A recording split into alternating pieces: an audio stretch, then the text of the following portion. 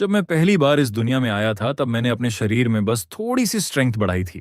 लेकिन उसके बाद भी मैं एक ही बार में किसी इंसान के शरीर के टुकड़े कर सकता था। दूसरे साल तक मैंने अपनी ताकत को और आगे बढ़ा दिया और मेरा शरीर इतना मजबूत हो गया कि अब तलवारें भी मुझे घायल नहीं कर पाती थीं। मैं नंगे हाथों से तलवार पकड़कर उसे लोहे की गेंद की तरह मोड़ देता था, जैसे वो कोई बड़ी बात ही ना हो। मेरी इसी खतरनाक ताकत की वजह से शहर में मुझे डेप्यूटी शेरिफ का पद मिल गया और मैं आराम से राज्य की सुरक्षा में जिंदगी जीने लगा। फिर तीसरे साल अचानक उत्तर में युद्ध छिड़ गया। हर तरफ बैंडिट्स हमला कर रहे थे। अच्छी बात यह थी कि मेरा कोई परिवार नहीं था, ना माता पिता ना कोई अपना। सरकार सबसे ज्यादा मेरे जैसे इंसान से डरती थी, एक ऐसा आदमी जिसके पास बेहिसाब ताकत हो और जिसे किसी चीज का डर ना हो। उन्हें डर था कि मैं भाग सकता हूं, लेकिन उससे भी ज्यादा डर था कि मैं उनके खिलाफ खड़ा हो जाऊं। इसलिए आखिर में उन्होंने मुझे कभी बैटलफील्ड पर भेजने की हिम्मत नहीं की। लेकिन मेरे चीफ ऑफ सिक्योरिटी की किस्मत इतनी अच्छी नहीं थी। युद्ध पर जाने से पहले उसकी आंखें आंसुओं से भरी हुई थीं जब उसने अपनी 10 साल की बेटी कुंगरान को मेरी देखभाल में सौंपा। हम में से किसी ने नहीं सोचा था कि वो विदाई हमेशा के लिए आखिरी मुलाकात बन जाएगी। उसके बाद मैं लगभग अजेय बन गया। आम लोग सिर्फ बैंडिट्स का नाम सुनकर कांप जाते थे, लेकिन मैं अकेला सिर्फ एक तलवार लेकर उनके इलाके में घुस गया। मैंने अकेले ही 20 से ज्यादा लोगों का कत्ल कर दिया और जब पुराने मेयर ने देखा कि मैंने क्या किया है तो उसने खुद मुझे अपना उत्तराधिकारी चुन लिया। शहर के लोग मुझे किसी रक्षक देवता की तरह पूजने लगे। लेकिन एक समस्या थी जिसे मैं नजरअंदाज नहीं कर सकता था। जिन बैंडिट्स को मैंने मारा था उनमें से एक का भाई YFNG था। 2 साल पहले किस्मत से वो इमॉर्टल कल्टीवेशन सेक्ट में शामिल हो गया था। लोग कहते थे कि कल्टीवेटर्स अपने मरे हुए लोगों का बदला लेने के लिए कभी कल तक इंतजार नहीं करते। फिर भी एक बात मुझे सुकून देती थी, जो भी इमॉर्टल माउंटेन पर चढ़ जाता वो 20 साल तक वहां से बाहर नहीं आ सकता था। मैंने उंगलियों पर हिसाब लगाया और राहत की सांस ली। 20 साल बाद तब देखेंगे कौन किसे मारता है। 11वें साल तक जब मैंने स्ट्रेंथ के 10 पॉइंट्स जमा कर लिए तब मैं एक मुक्के से हवा में वैक्यूम पैदा कर सकता था। तभी मुझे पहली बार एहसास हुआ कि मेरे शरीर में कुछ पूरी तरह असामान्य है। ऐसा लग रहा था जैसे किस्मत ने खुद मुझे चुना हो। फिर 13वें साल में एक साथ 2 खबरें आईं। बुरी खबर यह थी कि कुंगरान के पिता युद्ध में मारे गए थे। वो छोटी लड़की इतनी जोर से रोई कि मेरा दिल टूट गया, लेकिन हम उस दुख से बाहर भी नहीं निकल पाए थे कि पूरे शहर में एक और खबर फैल गई। सिंगचू पैलेस का एक इमॉर्टल मास्टर पहाड़ से नीचे उतरा था डिसाइपल्स भर्ती करने के लिए। उसने कहा कि इस शहर में डेस्टिनी का एक महान बेरर मौजूद है। शुरुआत में मुझे सच में लगा कि वो मेरे बारे में बात कर रहा है, लेकिन टेस्ट के बाद सच्चाई सामने आ गई। असली चाइल्ड ऑफ डेस्टिनी दरअसल SH कुंगरान थी। शुरुआत में उसने जाने से साफ मना कर दिया, क्योंकि वो बहुत पहले ही मेरे इटर्नल यूथ का राज जान चुकी थी। वो एक दिन मेरे बराबर खड़ी होना चाहती थी, इसलिए आखिरकार उसने इमॉर्टल सेक्ट की डिसाइपल बनने के लिए हामी भर दी, लेकिन सिर्फ एक शर्त पर कि वो मुझे भी अपने साथ ले जाए। दुर्भाग्य से सेक्ट ने मुझे पूरी तरह तुच्छ समझा। उन्होंने पहले मेरी हड्डियों की जांच की, फिर ठंडे चेहरे के साथ सिर्फ 4 शब्द बोले, अ रेबल विदाउट डेस्टिनी। उनके लिए मुझे सेक्ट में लाना सिर्फ एक बोझ था। मुझे गेट पर ही रिजेक्ट कर दिया गया। मुआवजे के तौर पर उन्होंने मुझे एक चीज चुनने की अनुमति दी। मैंने डिवाइन वेपन्स और अनमोल ट्रेजर्स को नजरअंदाज कर दिया और पूछा, क्या ऐसी कोई कल्टीवेशन टेक्निक है जो लाइफ स्पैन के बदले कल्टीवेशन पावर दे सके। सेट के लोग मुझे ऐसे घूरने लगे जैसे मैं पूरी तरह पागल हूं, लेकिन फिर भी उनमें से एक ने मेरी तरफ एक मैनुअल फेंक दिया। उस टेक्निक में लिखा था, गोल्डन एलिक्सर को कंडेंस करने के लिए 300 साल चाहिए, प्राइमोर्डियल इन्फेंट स्टेज तक पहुंचने के लिए 3000 साल, सेंट बनने के लिए 30,000 साल और ट्रू इमोर्टैलिटी हासिल करने के लिए 3 लाख साल। लेकिन जिसने मुझे सबसे ज्यादा चौंकाया वो ये था कि ये टेक्निक यूजर को अपनी लाइफ स्पैन 3 गुना जलाकर कल्टीवेशन स्पीड को 3 गुना बढ़ाने की इजाजत देती थी। जैसे ही मैंने उसे पढ़ा, मैं अपनी एक्साइटमेंट मुश्किल से दबा पाया। ऐसा लग रहा था जैसे ये टेक्निक खास मेरे लिए बनाई गई हो। जहां बाकी लोगों को 300 साल लगते, मुझे सिर्फ 100 साल चाहिए थे। उसके बाद समय इतनी तेजी से बीता कि पता ही नहीं चला और देखते ही देखते 10 साल और गुजर गए। आखिरकार बूढ़ा मेयर रिटायर हो गया और स्वाभाविक रूप से शहर का नया मेयर मैं बन गया। तब तक मेरा स्टेटस पैनल खुद एक डरावना मजाक बन चुका था। मेरे स्ट्रेंथ पॉइंट्स एक अविश्वसनीय स्तर तक पहुंच चुके थे और मेरे डेस्टिनी पॉइंट्स बढ़कर 6 हो गए थे। मैं आराम से पेड़ से एक पत्ता उंगलियों से तोड़कर 50 मीटर दूर ठोस चट्टान को आर पार कर सकता था। मेरी जबरदस्त डेस्टिनी के सहारे मेरी डेथ आर्ट अब ग्रेट आर्ट ऑफ डेथ में इवॉल्व हो चुकी थी। मेरी रेपुटेशन दूर दूर तक फैलने लगी और हर तरफ से मार्शल आर्टिस्ट्स मेरे पास आने लगे। ऐसे अनाथ जिनके पूरे क्लैन खत्म कर दिए गए थे, सेक्ट से निकाले गए अबैंडन्ड जीनियसेस, टूटे मेरिडियंस वाले क्रिपल्ड प्रोडिजीज। पहली नजर में वो सब किसी महान कहानी के चोजन हीरो लगते थे। वो दिन रात मेरे रेजिडेंस के बाहर घुटनों पर बैठे रहते और मुझसे डिसाइपल बनाने की भीख मांगते, लेकिन मैंने बिना एक पल सोचे हर किसी को ठुकरा दिया। क्या ये कोई मजाक था? इतनी कारमा, हेट्रेड और डेस्टिनी उठाए घूमने वाले लोग मेरी जिंदगी में सिर्फ मुसीबतें ही लाते। ऐसे एक भी डिसाइपल को स्वीकार करने का मतलब था आने वाले दशकों तक डिजास्टर्स को न्योता देना। लेकिन वो लोग जाने को तैयार ही नहीं थे। आखिर में सबने शहर में ही बसना शुरू कर दिया और धीरे धीरे गैंगटुंग का शांत शहर एक छोटे मार्शल वर्ल्ड में बदल गया। फिर एक दिन किसी ने मेरी असली ताकत परखने के लिए मेरे इलाके में गैंग कॉन्फ्लिक्ट शुरू करवा दिया। उस समय मैं आराम से एक टी हाउस के अंदर बैठा था। मैंने खड़े होने की भी जरूरत नहीं समझी। बस अपनी उंगली चाय के कप में डुबोई और पानी की एक बूंद आगे उछाल दी। वो छोटी सी बूंद कैनन बॉल की तरह निकली और उस आदमी को दर्जनों मीटर दूर उड़ा दिया, जबकि उसके पीछे आधी सड़क विस्फोट से टूट गई। भीड़ का चेहरा डर से सफेद पड़ गया। उस घटना के बाद सारी परेशानी तुरंत खत्म हो गई और बाद में माफिया लीडर खुद मेरे पास माफी मांगने आया। उसे डर था कि मैं ताकत का संतुलन बिगाड़ दूंगा और पूरे इलाके की व्यवस्था पलट दूंगा। लेकिन सच कहूं तो मुझे मॉर्टल अफेयर्स में कभी कोई दिलचस्पी नहीं थी। जब तक इमॉर्टल्स इस दुनिया में नहीं उतरते, मैं हमेशा चुपचाप छिपकर रह सकता था। यही मेरा रास्ता था। लेकिन कुछ समय बाद इस दुनिया की शांति बनाए रखने वाली सील अचानक टूटने लगी और अंडरवर्ल्ड के डीमंस ने डमिंग किंगडम पर हमला कर दिया। खुद क्राउन प्रिंस और उसकी बड़ी बहन प्रिंसेस लिरुइन मेरे पास मदद मांगने आए। आखिरकार मैंने उनकी बात सुनने के लिए हामी भर दी और तभी पहली बार मुझे इस दुनिया की सच्चाई पता चली। ये जगह सिर्फ मॉर्टल रेल्म थी, जबकि असली कल्टीवेशन वर्ल्ड स्पिरिट रेल्म में मौजूद था। अगर स्पिरिट रेल्म के कल्टीवेटर्स जबरदस्ती मॉर्टल वर्ल्ड में उतरते तो खुद हेवन उन्हें सप्रेस कर देता था। इसी वजह से इमॉर्टल्स बहुत कम नीचे आते थे। जैसे ही मैंने ये सुना, मुझे अचानक सब समझ आ गया और बहुत लंबे समय बाद मुझे सच्ची खुशी महसूस हुई। इसका मतलब था कि इस दुनिया में वास्तव में इतने ज्यादा ताकतवर लोग हैं ही नहीं। अगर मैं हजारों साल तक छिपा रहा तो देर सवेर में पूरी तरह इनविंसिबल बन जाऊंगा। और जहां तक अभी बाहर जाकर लड़ाई करने की बात थी, मैंने उसी समय फैसला कर लिया कि मैं भाग जाऊंगा। अगले ही पल मेरा शरीर हिला और मैं सीधे आसमान में गायब हो गया। युद्ध लड़ने की कीमत बिल्कुल अलग होती है और वो बहुत खतरनाक था। मैं किसी भी हालत में उसमें शामिल नहीं होने वाला था। लेकिन कुछ दिनों बाद अचानक पूरे शहर में सूखी और बुरी तरह विकृत लाशें मिलने लगीं। बिल्कुल यही घटना दशकों पहले भी हुई थी और मुझे याद था कि तब मंक यिन युन इसकी जांच करते हुए गायब हो गया था। आखिर में जो वापस लौटा वो सिर्फ उसकी लाश और एक सुसाइड लेटर था। उस चिट्ठी में उसने लिखा था कि असली कल्प्रिट जमीन के नीचे छिपा एक विशाल सरपेंट है जो इंसानों की लाइफ फोर्स को अब्सॉर्ब करके कल्टीवेशन कर रहा था और ड्रैगन बनने की कगार पर पहुंच चुका था। वो लेटर पढ़ने के बाद मैंने विलेजर्स की तरफ देखा और शांत आवाज में पूछा, क्या तुम लोगों ने माउंट पैन के ओल्ड डीमन की कहानी सुनी है? फिर मैं धीरे से खुद ही मुस्कुरा दिया। वो तथाकथित ओल्ड डीमन मैं ही था। उसी रात मैं अकेला पहाड़ की तरफ निकल गया। मेरे सामने सरपेंट की पूंछ जैसी दिखने वाली विशाल माउंटेन रेंज खड़ी थी। उस समय मेरी स्ट्रेंथ 25 पॉइंट्स तक पहुंच चुकी थी। मैंने धीरे से अपना दायां मुक्का उठाया और एक पंच मारा। अगले ही पल पहाड़ टूट गया, धरती कांप उठी और पूरी माउंटेन रेंज मेरे वार से चकनाचूर हो गई। टूटे पत्थरों के बीच कई दर्जन मीटर लंबा एक विशाल सरपेंट दर्द से तड़प रहा था। वो गुस्से से दहाड़ा, मुझे ड्रैगन बनने के लिए सिर्फ 100 और इंसान चाहिए थे। मेरी इमॉर्टैलिटी का रास्ता रोककर क्या तुम्हें हेवनली पनिशमेंट का डर नहीं है? मैंने शांत नजरों से उसे देखा और कहा, सॉरी, लेकिन मैं इस दुनिया का नहीं हूं। यह भी जरूरी नहीं कि तुम्हारा लोकल हेवन मुझ पर अधिकार रखता हो। फिर मैंने दूसरा मुक्का मारा और उसी जगह उस सरपेंट को खत्म कर दिया। हैरानी की बात यह थी कि 7 क्लाउड्स की मदद से मैं उसके शरीर से ड्रैगन एनर्जी का एक हिस्सा निकालने में सफल हो गया और मैंने लॉन्ग रेंज अटैक टेक्निक्स भी सीख ली। उस समय मैंने अंदाजा लगाया कि मेरी कॉम्बैट स्ट्रेंथ शायद फाउंडेशन एस्टैब्लिशमेंट के 8वें या 9वें स्टेज के करीब पहुंच चुकी थी। अगले दिन विलेजर्स ने देखा कि पूरा पहाड़ बिना किसी निशान के गायब हो चुका है। उन्हें तुरंत शक हो गया कि ये सब मैंने किया है और उन्होंने मुझे नया टाइटल दे दिया, ऑलमोस्ट इनविंसिबल। ऑलमोस्ट क्यों? क्योंकि उनमें से किसी ने मुझे किसी असली इमॉर्टल कल्टीवेटर से लड़ते हुए नहीं देखा था। फिर भी उस घटना के बाद काउंटलेस मार्शल आर्टिस्ट सिर्फ मुझे वर्शिप करने के लिए शहर में आने लगे।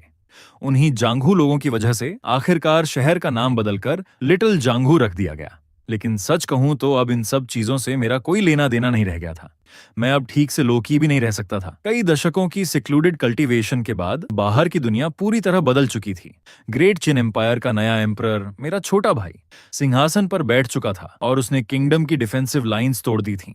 उसी समय लिटिल जांघू पर भी एक भयानक संकट मंडरा रहा था। 30 साल पहले वाई फेंग एक इमॉर्टल सेक्ट में शामिल हुआ था और अब नदी के उस पार 30 साल बिताने के बाद वो आखिरकार लौट आया था।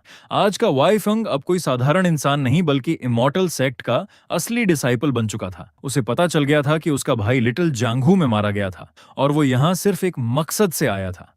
रिवेंज। उसने अपनी ताकत से लिटिल जांगू के 4 महान मास्टर्स को डराकर यह पता लगा लिया कि शहर में अभी भी एक ऐसा इंसान मौजूद है जो इमॉर्टल्स की तरह पहाड़ तोड़ सकता है और नदियों का रास्ता बदल सकता है। वो मैं था। जैसे ही वाई फेंग ने ये अफवाहें सुनी, उसे तुरंत समझ आ गया कि उसके भाई का कातिल शायद मैं ही हूं। लेकिन उसे मेरी ताकत से जरा भी डर नहीं लगा। पहाड़ तोड़ना और नदियां मोड़ना, उसे विश्वास था कि वो भी ऐसा कर सकता है। आखिरकार चारों ग्रेट सेक्ट्स के पास खुद मेरे रेजिडेंस पर आकर मुझे सिक्लूजन से बाहर निकालने के अलावा कोई रास्ता नहीं बचा। और इस तरह दशकों तक छिपने के बाद आखिरकार मेरा पहला युद्ध एक असली इमॉर्टल कल्टीवेटर से होने वाला था। हैरानी की बात यह थी कि मैं बिल्कुल भी घबराया नहीं। अब जब रिसोर्सेज मौजूद थे तो सबसे पहले मुझे उसकी ताकत पर रखनी थी। तब तक मेरे स्ट्रेंथ पॉइंट्स 35 तक पहुंच चुके थे। मेरी शक्ति अब साधारण कल्टीवेटर से तुलना करने लायक भी नहीं रही थी। वाई फेंग आसमान में बाकी सबके ऊपर घमंड से तैर रहा था, लेकिन मैं पूरी तरह शांत था। उसने मुझे ऊपर से घूरते हुए तिरस्कार से कहा, तो तू वही कचरा है जिसने मेरे भाई को मारा? फिर उसने ठंडी आवाज में चिल्लाया, अभी खुद को मार डाल वरना इस शहर के हर कीड़े को खत्म कर दूंगा। मैंने शांत स्वर में जवाब दिया, तुम्हें बहानों की जरूरत नहीं है। तुम्हारी किलिंग इंटेंट पहले से ही बहुत भारी है। वाई फेंग ने एक शब्द भी और नहीं कहा। उसने हाथ उठाया और तुरंत मेरी तरफ अपनी फ्लाइंग सोर्ड छोड़ दी। भीड़ की डरी हुई निगाहों के सामने मैंने बस आराम से 2 उंगलियां आगे बढ़ाईं और उस फ्लाइंग सोर्ड को हवा में ही पकड़ लिया।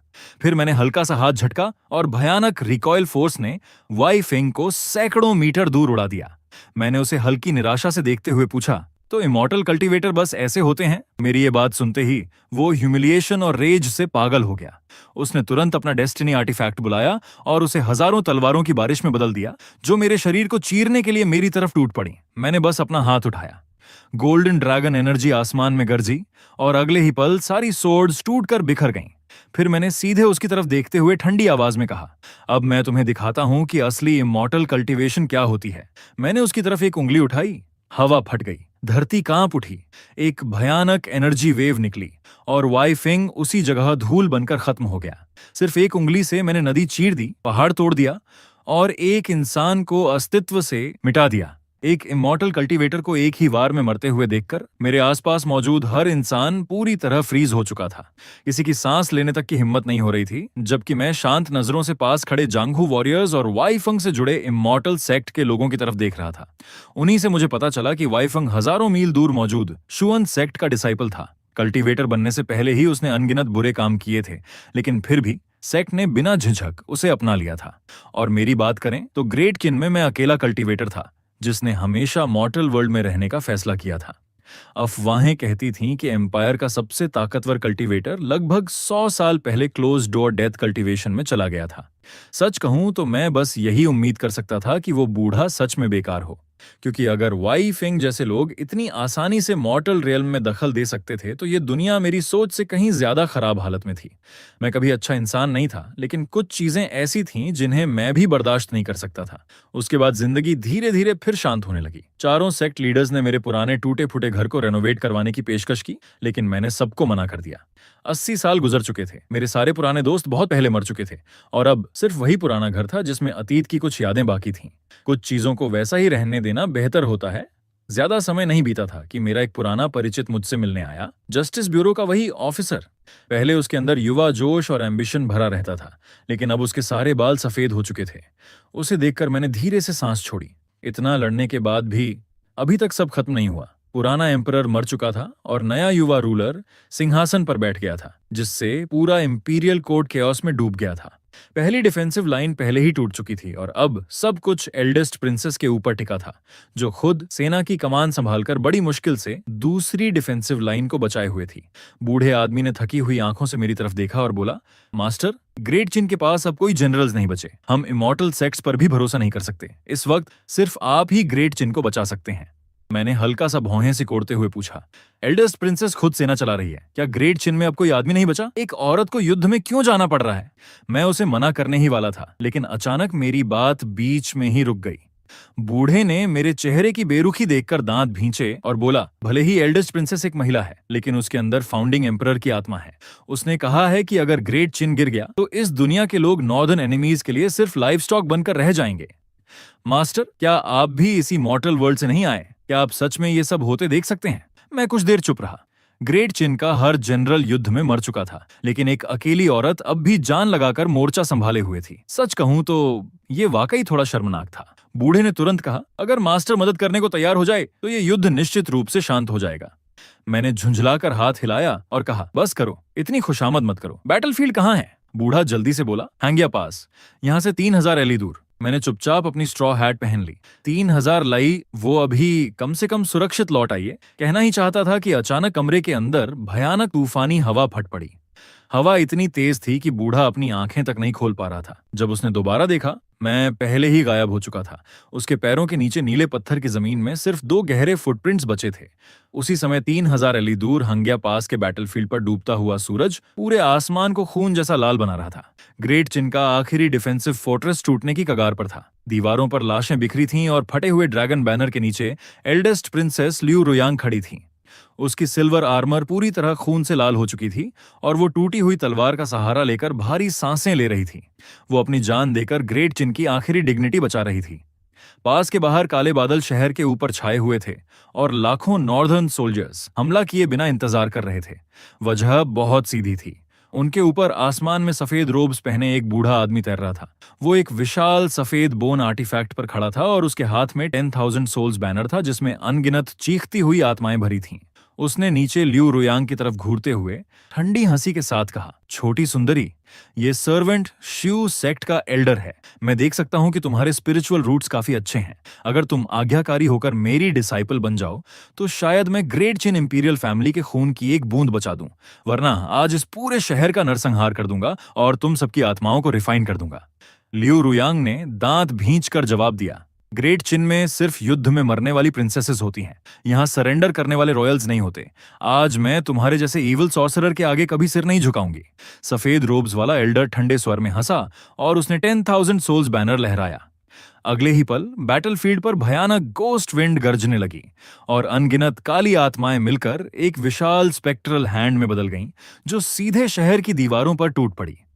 इस अटैक का नाम था underworld spectral palm, advanced foundation establishment realm के कल्टीवेटर का फुल पावर स्ट्राइक। ऐसी ताकत के सामने मॉर्टल आर्मीज पल भर में खून और मांस में बदल जाती।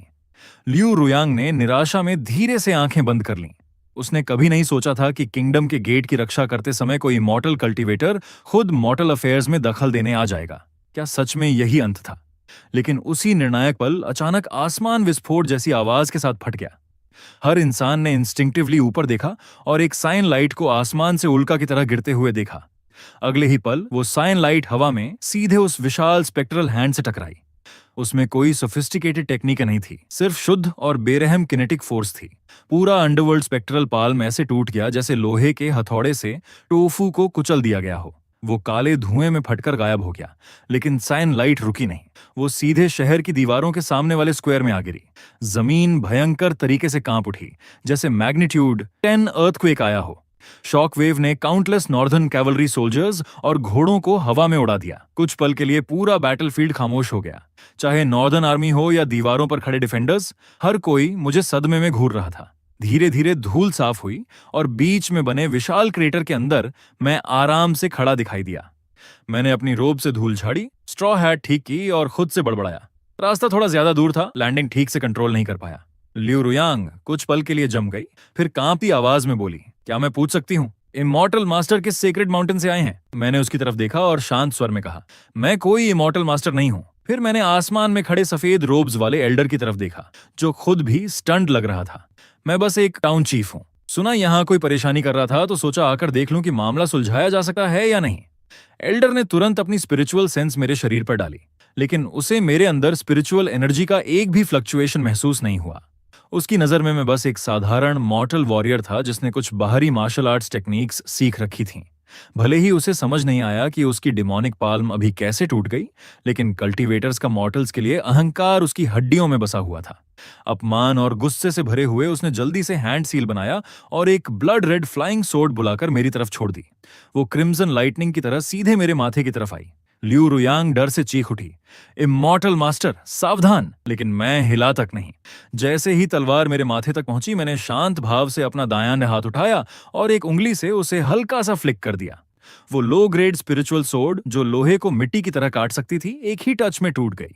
पूरी ब्लेड में काउंटलेस क्रैक्स फैल गए और जोरदार आवाज के साथ वो टुकड़ों में बिखर गई।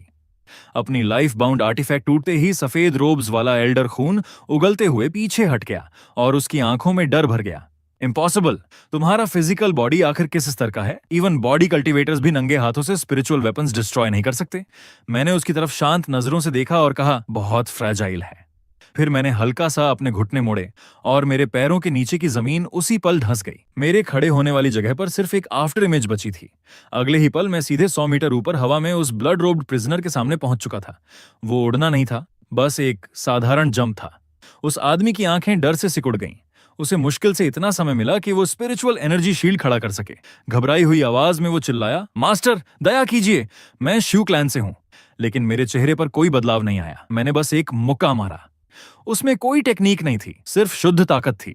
मेरे पंच की फोर्स ने हवा को ही कंप्रेस करके एक भयानक कैनन ब्लास्ट में बदल दिया जो सीधे उसके स्पिरिचुअल शील्ड से टकराई। बैरियर कागज की तरह टूट गया। मेरा मुक्का बिना रुके सीधे उसकी छाती के आर पार निकल गया और उसके पीछे आसमान में 1 किलोमीटर लंबा वैक्यूम ट्रेल तक फट गया। वो आदमी अविश्वास से अपनी छाती के विशाल छेद को घूरता रह गया। मरते वक्त तक उसे समझ नहीं आया कि आखिर उसे किस ताकत ने मारा। फिर ग्रेविटी ने मुझे वापस नीचे खींच लिया और मैं सीधे ल्यू रुयान के सामने शहर की दीवार पर उतर गया। एक लगभग डिवाइन फिगर को एक ही मुक्के में इमॉर्टल कल्टीवेटर को मारते देखने के बाद नॉर्दर्न आर्मी पूरी तरह कैओस में टूट गई। जनरल्स और सोल्जर्स दोनों ने अपने हथियार और आर्मर फेंक दिए और डर के मारे भागने लगे। दूसरी तरफ ग्रेट चिन की दीवारों पर अजीब सी खामोशी छा गई। हर सोल्जर मुझे डर भरी आंखों से देख रहा था, लेकिन मैंने किसी की तरफ ध्यान नहीं दिया। मेरी नजर सिर्फ ल्यू रुयान पर थी। उसके चेहरे पर खून और धूल लगी हुई थी, फिर भी वो बेहद खूबसूरत लग रही थी। उसने गहरी सांस ली और सम्मान से मेरी तरफ झुक गई। इमॉर्टल मास्टर, मेरी और पूरे किंगडम की जान बचाने के लिए धन्यवाद। क्या मैं आपका ऑनर्ड नेम जान सकती हूँ? रुयान पूरे रियल्म की शक्ति से आपका एहसान चुकाने को तैयार है। मैंने हल्के से हाथ हिलाया और कहा, इनाम की जरूरत नहीं है, मैं बस एक सवाल पूछने आया हूँ। उसने तुरंत सम्मान से जवाब दिया, कृपया पूछिए मास्टर। अगर रुयान को जवाब पता होगा तो मैं कुछ नहीं छुपाऊंगी। मैंने ब्लड रोब्ड एल्डर की लाश की तरफ इशारा करके पूछा। उसने कहा था कि वो श्यू क्लैन से है। क्या उसके मरने के बाद उस क्लैन से कोई बदला लेने आएगा? ल्यू रुयान ने समझाया, श्यू क्लैन बाउंड्री रेल्म की उत्तरी सीमा पर मौजूद जंगियन माउंटेन रेंज में रहता है। बाउंड्री रेल्म और मॉर्टल रेल्म के बीच रिस्ट्रिक्शंस हैं। अगर वहां के कल्टीवेटर्स जबरदस्ती नीचे भी उतरें तो उनकी शक्ति काफी सप्रेस हो जाती है। फिर वो थोड़ी देर रुकी और सावधानी से पूछने लगी, क्या मास्टर को श्यू क्लैन के रिटेलिएशन का डर है? मैंने ईमानदारी से सिर हिलाया और राहत की सांस छोड़ी। अच्छा है, वो जगह काफी दूर है। मैंने छोटे वाले को मार दिया था, इसलिए डर था कि बड़े वाले परेशानी करने ना आ जाएं। मुझे सबसे ज्यादा नफरत ट्रबल से है। फिर मैं मुड़ा और कैजुअली कहा, खैर अगर और कुछ नहीं है तो अलविदा। उम्मीद है हमारी राहें दोबारा ना टकराएं। क्योंकि मेरे पास स्पिरिचुअल रूट्स नहीं थे, इसलिए साधारण कल्टीवेटर्स भी मेरी असली डेप्थ महसूस नहीं कर सकते थे। उनकी नजर में मैं बस एक आम मॉर्टल था। मैं जाने ही वाला था कि पीछे से ल्यू रुयान ने जल्दी से आवाज दी, मास्टर, ग्रेट चिन का थ्रोन अभी खाली है, अगर आप चाहें तो। मैंने अपनी स्ट्रॉ हैट नीचे की और हाथ हिलाकर उसकी बात बीच में रोक दी। मैं बस एक साधारण टाउन चीफ हूं। इतना कहकर मैं आगे बढ़ा और रात के अंधेरे में गायब हो गया। जब मैं वापस गंटान टाउन लौटा तो जिंदगी ऐसे चलती रही जैसे कुछ हुआ ही ना हो। उस समय इस दुनिया में मेरा 85वां साल चल रहा था। मेरी स्ट्रेंथ 40 पॉइंट्स तक पहुंच चुकी थी, लेकिन मैंने एक समस्या नोटिस करनी शुरू कर दी। सिर्फ स्ट्रेंथ बढ़ाने से बॉटल नेक बनने लगा था। मेरा फिजिकल बॉडी अब इतनी भयानक ताकत को मुश्किल से संभाल पा रहा था। इसलिए मैंने तय किया कि अगले साल से कॉन्स्टिट्यूशन बढ़ाना शुरू करूंगा। 90वें साल तक ल्यू रुयान ग्रेट चिन की एम्प्रेस बन चुकी थी। वो मेहनत से राज कर रही थी और एम्पायर के चारों दिशाओं को शांत कर चुकी थी। इंपीरियल पैलेस के अंदर उसने एक ब्लैंक स्टोन मॉन्यूमेंट बनवाया। हर महीने की 1 और 15वीं तारीख को वो खुद वहां जाकर सम्मान प्रकट करती थी। बहुत कम लोग जानते थे कि वो किसी का इंतजार कर रही थी। दूसरी तरफ मैं शहर के पास छोटे पॉन्ड के किनारे बैठकर फिशिंग में दिन बिताता था। उन 10 सालों में मैंने कॉन्स्टिट्यूशन और वाइटैलिटी में 5 पॉइंट्स जोड़ दिए। मेरा शरीर अब टॉप ग्रेड स्पिरिचुअल एनर्जी जितना कठोर हो चुका था। अब अगर कोई गोल्डन कोर कल्टीवेटर मुझ पर सीधे हमला भी करे तो शायद वो सिर्फ मेरी स्किन को स्क्रैच ही कर पाए। फिर 95वें साल में मुझे गलती से एक जांघू मार्शल आर्टिस्ट से फ्रैगमेंटेड मैप मिला। उस मैप में स्पिरिट रेल्म जाने वाले टेलीपोर्टेशन पोर्टल की लोकेशन मार्क्ड थी। मैंने उसे एक बार देखा और कैजुअली एक किताब में दबाकर टेढ़ी टेबल को सीधा करने के लिए इस्तेमाल कर लिया। स्पिरिट रेल्म जाना, क्या मजाक था। वहां golden core cultivators stray dogs जितने आम थे और नासेंट सोल एक्सपर्ट्स सड़कों पर घूमते थे। यहाँ मॉर्टल वर्ल्ड में मैं आराम से शहर के किनारे एक इनविंसिबल एंसेस्टर की तरह रह सकता था, लेकिन स्पिरिट रेल्म में शायद मैं किसी ऐसी चींटी बन जाता जिसे कोई भी उंगली से कुचल दे। फिर मैं वहां जाने की सोचता भी क्यों। मुझे खुद एहसास नहीं था कि अब सिर्फ मेरा फिजिकल बॉडी ही नासेंट सोल कल्टीवेटर को सप्रेस करने के लिए काफी था। 100वें साल तक गंटान टाउन के पुराने लोग धीरे धीरे एक एक करके मरने लगे। मैं शहर का सबसे बूढ़ा इंसान बन चुका था, लेकिन मेरा चेहरा अब भी 20 साल के युवक जैसा दिखता था। लोगों को डराने से बचने के लिए मैंने डिस्गाइज टेक्निक्स इस्तेमाल करके नकली मूछें लगा लीं और खुद को मिडिल एज्ड आदमी की तरह दिखाने लगा। फिर एक दिन लग्जूरियस रोब्स पहने एक खूबसूरत नोबल वुमन शहर में आई। मैंने उसे तुरंत पहचान लिया। वो लियू रुयान थी। हमारी पिछली मुलाकात को 20 साल गुजर चुके थे और अब समय ने आखिर उसके चेहरे पर निशान छोड़ दिए थे। वो जानती थी कि मुझे ट्रबल पसंद नहीं, इसलिए उन पूरे 20 सालों में उसने कभी मुझे ढूंढने की कोशिश नहीं की। लेकिन अब थ्रोन छोड़ने के बाद वो अकेले यहाँ चली आई थी। उसने मुझे शांत नजरों से देखा और धीरे से पूछा, मास्टर, क्या रुयान एक कप टी पी सकती है? मैंने शांत स्वर में सिर हिलाया। अंदर आ जाओ, अभी अभी बनाई है। उसने कभी ये बात नहीं छेड़ी कि मैंने एक बार किंगडम बचाया था, और मैंने भी उस पंच का जिक्र नहीं किया जिसने धरती हिला दी थी। उसकी जगह हम पुराने दोस्तों की तरह साधारण बातें करते रहे, जैसे इस साल की हार्वेस्ट या पड़ोस वाले वैंग फैमिली की कैट। उस पल वो इम्प्रेस नहीं थी जिसने एक युग पर राज किया था, और मैं भी कोई हिडन एक्सपर्ट होने का नाटक नहीं कर रहा था। हम बस दो लोग थे जिनकी राहें इस मॉर्टल वर्ल्ड में थोड़ी देर के लिए मिली थीं। आखिरकार लियू रुयान हमेशा के लिए गंटान टाउन में बस गई। उसने मेरे घर के बगल में एक छोटा कोर्टयार्ड खरीद लिया। हर दिन वो फूल और पौधे उगाती और कभी कभी मेरे साथ चाय पीने आ जाती। उसने कभी मेरी कल्टीवेशन के बारे में नहीं पूछा, और बिना बोले हुई सहमति की तरह मैंने भी पैलेस वाले दिन का जिक्र कभी नहीं किया। टाउन्स पीपल अक्सर कहते थे कि पुराने मेयर के सूखे आयरन ट्री में आखिर फूल खिल ही गया, और अब वो अपनी बाकी जिंदगी किसी के साथ बिताएगा। जब भी मैं ये बातें सुनता बस मुस्कुरा देता, क्योंकि मैं जानता था कि एक मॉर्टल की बाकी जिंदगी बहुत छोटी होती है। 115वें साल तक मेरी स्ट्रेंथ 50 पॉइंट्स तक पहुंच चुकी थी, जबकि कॉन्स्टिट्यूशन 20 पॉइंट्स हो गया था। मेरे फिजिकल बॉडी की डेंसिटी अब डरावनी हो चुकी थी। अब तो चलने के लिए भी मुझे अपनी ताकत को ध्यान से कंट्रोल करना पड़ता था। फिर एक दिन भारी बर्फबारी वाली सर्दी आई। उस दिन पड़ोस का कोर्टयार्ड असामान्य रूप से शांत था। मैंने धीरे से दरवाजा खोला और देखा कि लियू रुयान रॉकिंग चेयर पर लेटी हुई थी। उसके बाल पूरी तरह चांदी जैसे सफेद हो चुके थे, और उसके शरीर पर मोटा फॉक्स फर लिपटा था, वही फर जो उसने हमारी पहली मुलाकात में पहना था। अब वो भी समय के साथ पुराना पड़ चुका था। उसने शांत आंखों से मेरी तरफ देखा। उसकी धुंधली आंखों में शर्म और संतोष की हल्की झलक थी, जैसे वो फिर से एक जवान लड़की बन गई हो। मास्टर, मैं 15 साल से आपकी चाय पी रही हूं। अब रुयन को कोई पछतावा नहीं है। कांपते हाथों से उसने अपनी रोब से एक गर्म जेड टोकन निकाला। ये चिन इंपीरियल फैमिली की सबसे बड़ी सीक्रेट मेडिसिन है। उस समय मैंने सिर्फ ग्रेट चिन के लिए किंगडम के गेट्स की रक्षा नहीं की थी। मैंने ये इसलिए भी किया क्योंकि मुझे पता था कि आपको ट्रबल से नफरत है। जब तक ग्रेट चिन मौजूद था, वो अज्ञानी लोग कभी गंटान को परेशान करने की हिम्मत नहीं करते। उसकी सांसें धीरे धीरे कमजोर होने लगीं। आज मुझे जाना होगा। इस जिंदगी में मास्टर के साथ अंत तक रह पाना रुयन के लिए इतना ही काफी है। गिरती हुई बर्फ के बीच लेजेंडरी एम्प्रेस शांत मुस्कान के साथ हमेशा के लिए चली गई। मैं बहुत देर तक बर्फ में बिना हिले खड़ा रहा। आखिर में मैंने उसकी ग्रेव के सामने गर्म चाय का एक कप रखा और धीरे से फुसफुसाया, अगले जन्म में इंपीरियल फैमिली में मत जन्म लेना, और किसी इमॉर्टल से मत मिलना। किसी ऐसे इंसान को ढूंढना जिसे तुम सच में प्यार करो, और पूरी जिंदगी उसके साथ बिताना। यही आखिरी शब्द थे जो मैंने उसकी ग्रेव के सामने छोड़े थे। 120वें साल तक पहुंचते पहुंचते मुझे अपने शरीर के अंदर एक अजीब एहसास होने लगा। वो डर नहीं था, बल्कि कुछ और था। ऐसा लग रहा था जैसे ये दुनिया खुद मेरे अस्तित्व को रिजेक्ट करने लगी हो। मेरी ताकत अब बहुत ज्यादा भयानक हो चुकी थी। मेरी हर सांस आसपास की स्पिरिचुअल एनर्जी को डिस्टर्ब कर देती थी, इसलिए अब मुझे पहले से भी ज्यादा सावधानी से अपनी ऑरा दबानी पड़ती थी। दिन रात मैं उसी पुराने टेबल के पास बैठा रहता, जिसके नीचे डिमेंशनल स्पिरिट मैप फंसा हुआ था, और मेरा मन कहीं और भटकता रहता। फिर एक दिन अचानक आसमान फट गया, सचमुच फट गया। कियांटान टाउन के ऊपर का पूरा आकाश टूटे हुए शीशे की तरह क्रैक हो गया, और उसके बीच एक विशाल काला वॉर्टेक्स बन गया। उसी समय मुझे महसूस हुआ कि इस दुनिया का रिजेक्शन और भी मजबूत होता जा रहा है। ये लो लेवल रेल्म अब मेरे जैसे प्लेयर को संभाल नहीं सकता था। आसमान से एक चमकदार लाइट नीचे उतरी। वो फोर्स्ड एसेंशन की रोशनी थी। चाहे मैं चाहूं या ना चाहूं, ये दुनिया अब मुझे पूरी तरह बाहर निकालने की तैयारी कर चुकी थी। मैंने लंबी सांस छोड़ी। लगता है आखिर वो समय आ ही गया था जब मुझे ये जगह छोड़कर कहीं और जाकर सरवाइव करना होगा। मैंने आखिरी बार कियांटान टाउन की तरफ देखा। उस छोटे से शहर में मेरी एक 120 साल की यादें दबी हुई थीं। फिर मैं वापस घर के अंदर गया और टेबल के नीचे सपोर्ट की तरफ फंसे हुए फटे स्पिरिट रेल मैप को बाहर निकाला। उसके बाद मैंने वो जेड पेंडेंट उठाया जो लियू रुयान छोड़ गई थी।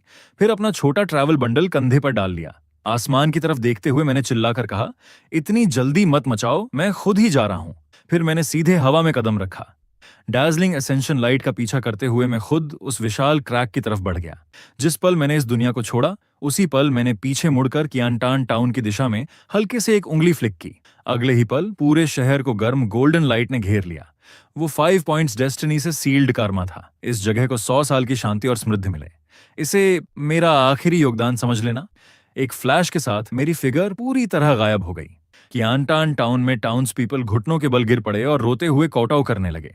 और उसी रात शहर के एंट्रेंस पर बने स्टोन मॉन्यूमेंट पर अपने आप कुछ शब्द उभर आए। इस जगह की अपनी सीमाएं हैं। इसका नाम वुजुई है। मेरे आसपास का सीनरी लगातार बदलता रहा। जब मैंने दोबारा आंखें खोलीं तो आसपास की स्पिरिचुअल एनर्जी इतनी घनी थी कि सांस लेना मुश्किल हो रहा था। यही स्पिरिट रेल्म था, इमॉर्टल कल्टीवेटर्स की होली लैंड, और साथ ही सबसे क्रूल अरीना जहां सिर्फ ताकतवर लोग ही सरवाइव कर सकते थे। मैं एक विशाल असेंशन प्लेटफॉर्म पर खड़ा था जिसके आसपास अलग अलग रंगों की रोब्स पहने कल्टीवेटर्स मौजूद थे। लेकिन जैसे ही उन्होंने मुझे देखा, सब कंफ्यूजन में जम गए। क्या ये तो इंटरवर्ल्ड असेंशन प्लेटफॉर्म है? उनमें से एक बड़बड़ाया। लेकिन ये आदमी इतना ऑर्डिनरी क्यों लग रहा है? इसके अंदर स्पिरिचुअल फ्लक्चुएशन का नाम तक नहीं है। मैंने तुरंत नर्वस होने का नाटक किया। हल्का सा गर्दन सिकोड़ते हुए धीरे से पूछा, एक्सक्यूज मी जेंटलमैन, क्या आप मुझे रेड ऑयल सेक्ट का रास्ता बता सकते हैं? मेरी बात सुनते ही आसपास के कल्टीवेटर्स एक दूसरे को देखने लगे और फिर जोरदार हंसी में फूट पड़े। Red oil sect? वो तो नॉर्दर्न टेरिटरी के यिन माउंटेन्स में छिपा हुआ महान डेमोनिक सेक्ट है। तुम जैसे मॉर्टल ने अभी तक की कॉन्डेंसेशन भी नहीं किया। क्या सुइसाइड करना चाहते हो? दूसरा आदमी तिरस्कार से बोला, लगता है लोअर वर्ल्ड में तुमने रेड ऑयल सेक्ट के किसी एमिसेरी को ऑफेंड कर दिया होगा और वो तुम्हें जबरदस्ती यहां खींच लाए। बेचारा। मैंने उनकी मॉकिंग को पूरी तरह इग्नोर कर दिया। अपने छोटे बंडल से मैंने मॉर्टल वर्ल्ड का एक गोल्ड नगेट निकाला और सबसे जोर से हंस रहे फैट कल्टीवेटर की तरफ बढ़ा दिया। बिग ब्रदर, कम से कम डायरेक्शन तो बता दीजिए। फैट कल्टीवेटर ने गोल्ड को घिन से देखा, लेकिन फिर भी उसने उत्तर दिशा की तरफ इशारा किया। 3 लाख एलाई उस तरफ, जहां सबसे ज्यादा येन एनर्जी और सबसे काले बादल दिखें, वहीं जाना। लेकिन ऑनेस्टली मत जाओ। Red oil sect living souls refine करने के लिए मशहूर है। तुम्हारी इतनी पतली स्किन और टेंडर फ्लैश देखकर लगता है कंप्लीट कॉर्प्स भी नहीं बचेगा। मैंने गंभीरता से सिर हिलाया और विनम्रता से फिस्ट्स कप किए। वार्निंग के लिए धन्यवाद ब्रदर, मैं सलाह मानने वाला इंसान हूं। अपना काम खत्म करके वापस आ जाऊंगा। फिर मैं उत्तर दिशा की तरफ मुड़ा और हल्का सा अपने घुटने मोड़े। अगले ही सेकंड 1000 ईयर आइस स्टोन से बना वो एसेंशन प्लेटफॉर्म, जिसे डिवाइन ट्रांसफॉर्मेशन कल्टीवेटर्स भी डिस्ट्रॉय नहीं कर सकते थे, मेरे पैरों के नीचे भयानक विस्फोट के साथ टूट गया। टेरिफाइंग रिकॉइल फोर्स ने 18th लेवल हरिकेन जैसी वायलेंट स्टॉर्म पैदा कर दी। जब तक सब लोग उड़ने के बाद खुद को संभाल पाए, मैं पूरी तरह गायब हो चुका था। पीछे सिर्फ 100 मीटर गहरा क्रेटर बचा था और आसमान में मेरी रॉ फिजिकल बॉडी से फटी हुई एक लंबी ट्रेल। पूरे इलाके में डेड साइलेंस छा गया। फैट कल्टीवेटर कांपते हाथ में गोल्ड नगेट पकड़े निगलते हुए बोला, वह वो आखिर किस तरह का फ्लैश एंड ब्लड मॉन्स्टर था? स्पिरिट रेल्म के साधारण कल्टीवेटर्स को फ्लाइंग सोर्ड से 3 लाख हेलाई तय करने में कई दिन लगते। मुझे सिर्फ कुछ जंप्स लगे। आधे घंटे बाद नॉर्दर्न टेरिटरी के यिन हिडन माउंटेन्स के अंदर, जहां काउंटलेस सालों से ब्लैक मिस्ट और गोस्टली यिन एनर्जी फैली हुई थी, रेड ऑयल सेक्ट का मेन हॉल गुस्से से भरा हुआ था। करंट सेक्ट मास्टर बूढ़ा शैडो ब्लड मंक गुस्से में हाथ पटकते हुए दहाड़ा, निकम्मो, तुम सब निकम्मे हो। 80 साल हो गए, अभी तक उस लोअर वर्ल्ड वाले डैम टाउन चीफ को नहीं ढूंढ पाए। कई साल पहले उसी आदमी ने एक फिंगर स्ट्राइक में 9th एल्डर की लाइफ आर्टिफैक्ट और बॉडी दोनों डिस्ट्रॉय कर दी थी, जिससे रेड ऑयल सेक्ट की लोअर वर्ल्ड फाउंडेशन पूरी तरह खत्म हो गई थी। अगर इस वेंजेंस का बदला नहीं लिया गया, बूढ़ा मंक गुर्राया, तो हमारी सेक्ट की ऑनर कहां बचेगी? नीचे घुटनों पर बैठे एल्डर्स डर से कांप रहे थे। आखिर ग्रेट एल्डर ने हिम्मत जुटाकर कहा, सेक्ट मास्टर, उस आदमी ने लोअर वर्ल्ड को बहुत हेविली सप्रेस कर रखा था। फाउंडेशन एस्टैब्लिशमेंट से ऊपर भेजे गए डिसाइपल्स हेवनली लाइटनिंग से मारे गए। हम उसका ट्रेस ही नहीं कर पाए। शैडो ब्लड मंक का चेहरा और काला पड़ता गया। उसका गुस्सा फटने ही वाला था, लेकिन तभी ओवरवेलमिंग डिस्ट्रक्टिव फोर्स से भरी डार्जलिंग सियान लाइट आसमान से सीधे मेन हॉल के सामने व्हाइट जेड प्लाजा पर आ गिरी। पूरा यिन हिडन माउंटेन रेंज भयंकर तरीके से कांप उठा। शॉकवेव से काउंटलेस पैलेसेस और पेविलियंस ढह गए और हर तरफ चीखें गूंजने लगीं। मरने और घायल होने वालों की गिनती तक नहीं थी। हॉरर से भरा सेक्ट मास्टर शूमिंग तुरंत सारे एल्डर्स को लेकर बाहर भागा। प्लाजा के बीचों बीच एक विशाल क्रेटर बन चुका था। डस्ट क्लाउड के अंदर एक युवा आदमी खड़ा था जिसने पुरानी स्ट्रॉ हैट और काउंटलेस सालों से धुलते धुलते फीकी पड़ चुकी रोब पहन रखी थी। मैंने शांत भाव से अपने कपड़ों से धूल झाड़ी। शूमिंग का चेहरा शौक से जम गया। मेरे शरीर से स्पिरिचुअल फ्लक्चुएशंस का नाम तक नहीं था। कोई मॉर्टल ऐसा कैसे कर सकता था? आखिर मैं था कौन और रेड ऑयल सेक्ट के गेट तक क्यों आया था? मैंने धीरे से अपनी स्ट्रॉ हैट ठीक की, सिर उठाया और भीड़ पर नजर डाली। मैं गंटान का टाउन चीफ हूं। मेरे ये शब्द निकलते ही पूरा इलाका खामोश हो गया। जूमिंग की आंखें तुरंत फैल गईं। तो तुम वही लोअर वर्ल्ड वाला बॉडी कल्टीवेटिंग बार्बेरियन हो? मैंने शांत स्वर में सिर हिलाया। सुना है तुम लोग मुझे 80 साल से ढूंढ रहे थे। फिर मैंने हल्की सांस छोड़ी। मैं ऐसा इंसान हूं जिसे सबसे ज्यादा नफरत ट्रबल से है और मुझे यह भी पसंद नहीं कि लोग लगातार मेरे बारे में सोचते रहें। इसलिए एसेंशन के पहले ही दिन मैंने सोचा कि यहां आकर इस प्रॉब्लम को हमेशा के लिए खत्म कर दूं। शूमिंग गुस्से में हंसा। उसकी आंखों में मर्डरस इंटेंट जलने लगी। हेवन का रास्ता खुला था लेकिन तुमने उसे ठुकरा दिया। खुद चलकर नरक के गेट्स में आ गए। लोअर वर्ल्ड में मैं तुम्हारा कुछ नहीं बिगाड़ सकता था, लेकिन यहां स्पिरिट रेल्म में मैं इनकारनेशन स्टेज का ग्रैंड मास्टर हूं। फिर उसने पीछे खड़े एल्डर्स की तरफ दहाड़ते हुए कहा, एल्डर्स, मेरा आदेश सुनो। Great formation of 10,000 soul devouring spectres activate करो। इसकी नसें उखाड़ दो, इसकी हड्डियां कुचल दो, इसकी सोल को लैम्प फ्यूल बना दो। उसकी आवाज पूरी तरह खत्म भी नहीं हुई थी कि दर्जनों कोर फॉर्मेशन एल्डर्स ने एक साथ इनकैंटेशंस चांट करना शुरू कर दिया। एंडलेस ब्लैक मिस्ट अरबों रेजर शार्प ब्लेड्स में बदल गई और सीधे मेरी तरफ टूट पड़ी। वो हमला बिल्कुल ऐसे बढ़ रहा था जैसे अंधेरा खुद आसमान और सूरज को निगल रहा हो। मेरे सामने इनकारनेशन रियल्म ग्रैंड मास्टर और पूरे डिमोनिक सेक्ट की कंबाइंड फुल पावर अटैक थी, लेकिन मैंने डॉज करने की कोशिश तक नहीं की। मैंने बस गहरी सांस ली, धीरे से अपना दायां हाथ उठाया और मुट्ठी बांध ली। Strength 50 points, fortune 11 points, activating void detonation. फिर मैंने एक पंच मारा। उसमें कोई स्पिरिचुअल ग्लो नहीं था, कोई लॉ फ्लक्चुएशन नहीं, कोई मिस्टिकल फिनोमेनॉन नहीं, सिर्फ शुद्ध फिजिकल डिस्ट्रक्टिव पावर। मेरे मुक्के की अनइमेजिनेबल फोर्स ने हवा को उसकी एब्सोल्यूट लिमिट तक कंप्रेस कर दिया और फिर वो हिंसक तरीके से एक्सप्लोड हुई। एक कान फाड़ देने वाला ब्लास्ट गूंजा और सफेद शॉकवेव पंखे की तरफ फैलती हुई आगे बढ़ी, रास्ते में आने वाली हर चीज को मिटाती हुई। Great formation of 10,000 soul devouring spectres उसी पल टूट गई। एंडलेस ब्लैक ब्लेड्स अस्तित्व से गायब हो गए और वो कोर फॉर्मेशन एल्डर्स चीखने तक का समय नहीं पा सके। मेरे पंच से निकले फ्यूरियस हरिकेन ने उनके शरीरों को ब्लड मिस्ट में बदल दिया। शॉकवेव बिना रुके आगे बढ़ती रही और सीधे सेक्ट मास्टर चूमिंग की तरफ जा टकराई। उस एक पंच के बाद हवा तक रुक गई।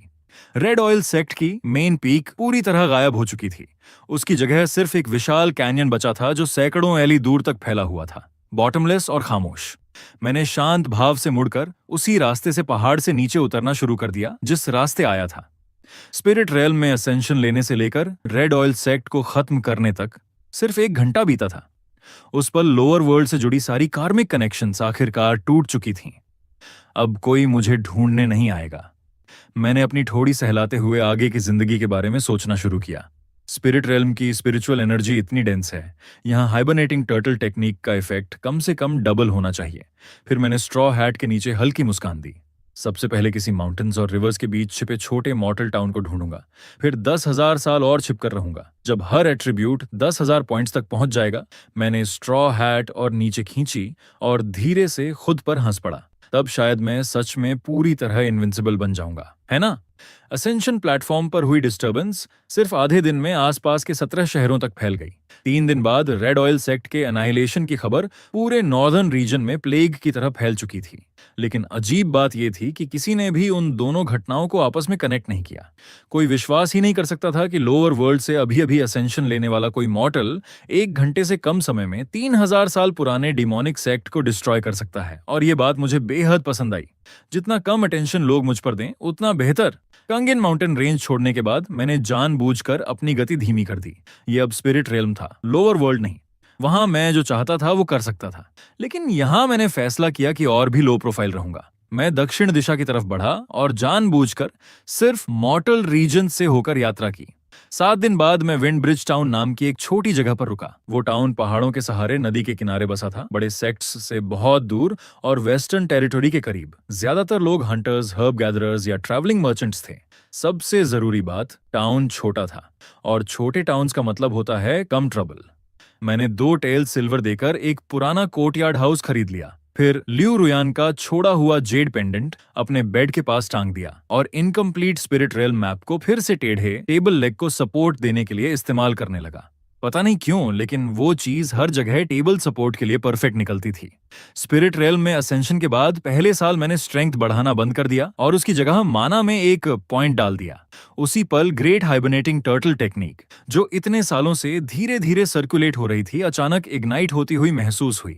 स्पिरिट रेल्म की स्पिरिचुअल एनर्जी लोअर वर्ल्ड से कहीं ज्यादा डेंस थी, और पहली बार मुझे अपने अंदर कुछ नया जन्म लेता हुआ महसूस हुआ। एक थ्रेड, स्पिरिचुअल ओरिजिन का एक थ्रेड जो सच में मेरा था। वो बेहद कमजोर था, इतना कमजोर कि शायद कोई की रिफाइनिंग कल्टीवेटर उसे नोटिस भी ना करे। लेकिन मेरे लिए उसका मतलब बहुत बड़ा था, क्योंकि इसका मतलब था कि मैं अब सिर्फ एट्रीब्यूट पॉइंट्स स्टैक करने वाला टाउन चीफ नहीं रहा। अब मैं ऐसा टाउन चीफ बन चुका था जो मार्शल पावर और मैजिकल आर्ट्स दोनों कल्टीवेट करता था। दूसरे साल मैंने माना में एक और पॉइंट डाला। स्पिरिट रियल्म की स्पिरिचुअल एनर्जी से नरिश्ड होकर ग्रेट हाइबरनेटिंग टर्टल टेक्निक फिर इवॉल्व हुई। अब वो सिर्फ हाइबरनेशन टेक्निक नहीं रही थी, वो एक बिल्कुल नई डिवाइन आर्ट बन चुकी थी। मैंने उसका नाम रखा शोंग वू लॉन्जेविटी एसेंस। नाम थोड़ा जरूरत से ज्यादा इंपोजिंग था, लेकिन ऑनेस्टली उसका इफेक्ट भी वैसा ही था। वो सिर्फ लाइफ स्पैन को एफिशिएंटली कल्टीवेशन में कन्वर्ट नहीं करती थी, बल्कि मेरी विटैलिटी, माना और स्पिरिट को इतना कंप्रेस कर देती थी कि उन्हें डिटेक्ट करना लगभग इम्पॉसिबल हो जाता था। आसान शब्दों में कहूं तो अब मैं छिपने में पहले से भी बेहतर हो गया था। तीसरे साल मैंने अपनी डिवाइन सेंस बाहर फैलाने की कोशिश की। जैसे ही वो फैली, पूरा फंग्याओ टाउन मेरी माइंड में हथेली की तरह साफ दिखाई देने लगा। मैंने ईस्टर्न डिस्ट्रिक्ट वाली टोफू बेचने वाली विडो को ब्लैक स्मिथ को सीक्रेटली सॉल्टेड वेजिटेबल्स देते देखा। मैंने वेस्ट स्ट्रीट वाले गैम्बलिंग एडिक्ट को अपनी पत्नी द्वारा जमीन में छिपाए पैसे निकालते देखा। मैंने टाउन ऑफिस के पीछे बैठे ओल्ड मेयर को लेजर पकड़कर आहें भरते हुए भी देखा। मैंने तुरंत डिवाइन सेंस वापस खींच ली। जरूरत से ज्यादा जानना भी ट्रबल की एक फॉर्म होती है, लेकिन दुर्भाग्य से ट्रबल सिर्फ इसीलिए गायब नहीं हो जाती क्योंकि तुम उसे पसंद नहीं करते। आधे महीने बाद फांग्याओ टाउन के पास एक थर्ड ऑर्डर डिमोनिक वुल्फ दिखाई दिया। ओल्ड मेयर 10 से ज्यादा गार्ड्स लेकर सिटी गेट तक गया, लेकिन सबके पैर डर से कांप रहे थे। शुरुआत में मैं भीड़ के पीछे चुपचाप खड़ा रहा। मेरा इंटरफियर करने का कोई इरादा नहीं था, लेकिन पूरी दुनिया में से उस डिमोनिक वुल्फ ने मेरी कोर्टयार्ड वॉल ही चुन ली। टाउन के सारे लोग डर से जम गए, जबकि ओल्ड मेयर सीधे मेरे सामने घुटनों पर गिर पड़ा। मैंने तुरंत उसे उठाया और गंभीरता से समझाया कि मैं बस एक पासिंग ट्रैवलर हूं। लेकिन अगले ही सुबह विलेजर्स खुद एक जायंट प्लाक चमकी उठाकर मेरे घर ले आए और एंट्रेंस ब्लॉक कर दिया। प्लाक पर 5 बड़े गोल्डन कैरेक्टर्स लिखे थे, we beg you to become our mayor. मैं दरवाजे पर खड़ा उन पेनफुली फेमिलियर वर्ड्स को चुपचाप घूरता रह गया। मैं स्पिरिट रेल्म में स्पेसिफिकली छिपने के लिए आया था, लेकिन काउंटलेस डिटूर्स के बाद भी समहाउ फिर मेयर बन गया।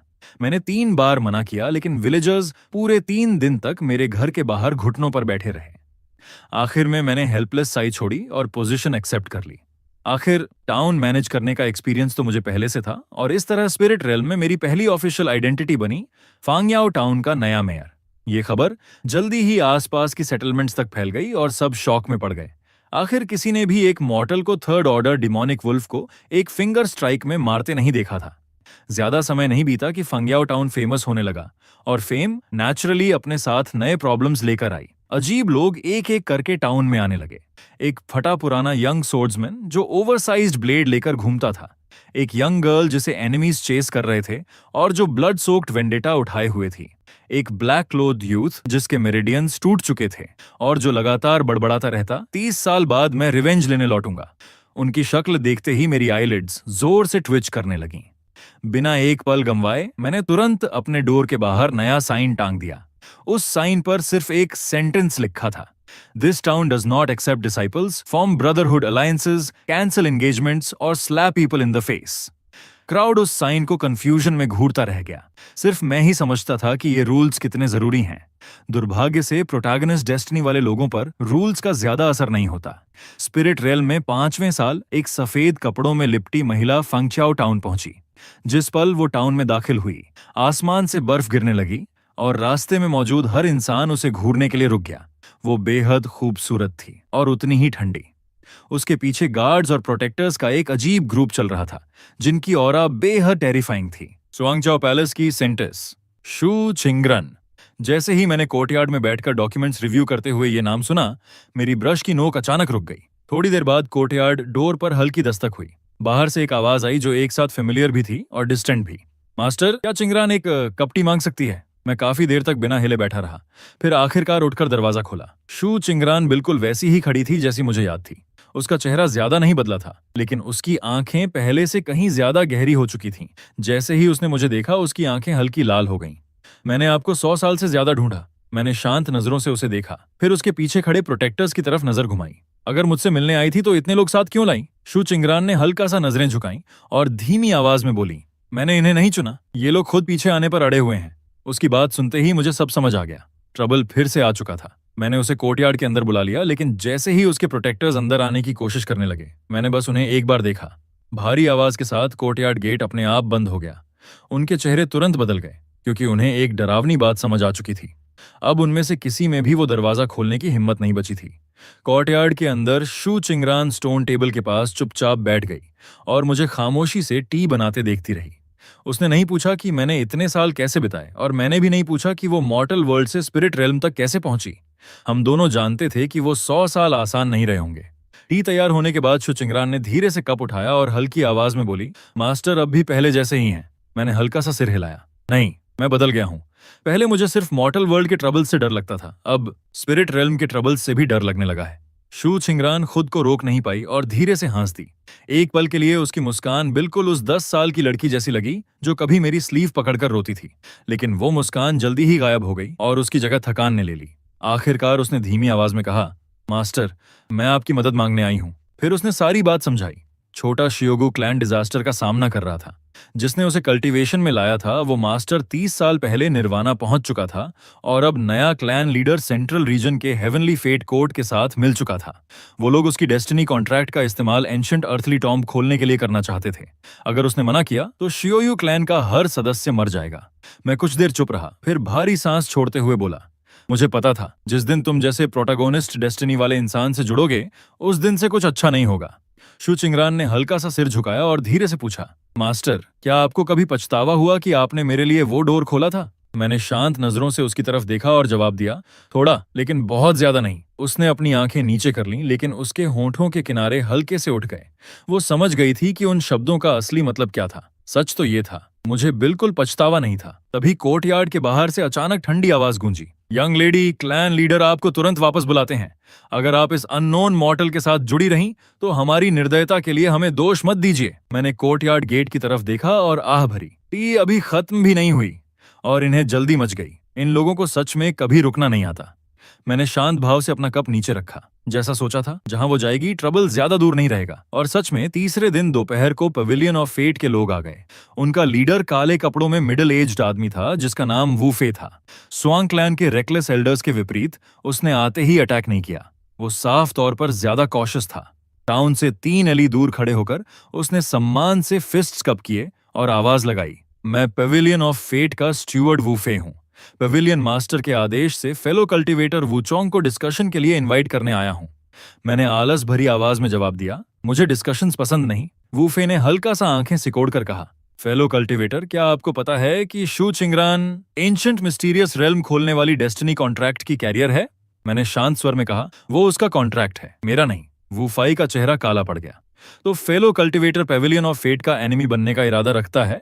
मैंने हल्की सांस छोड़ी। शुरुआत में ऐसा इरादा नहीं था, लेकिन जब तुम खुद मेरे दरवाजे के बाहर खड़े होकर ऐसी बातें कहने लगे तो अब शायद हाँ।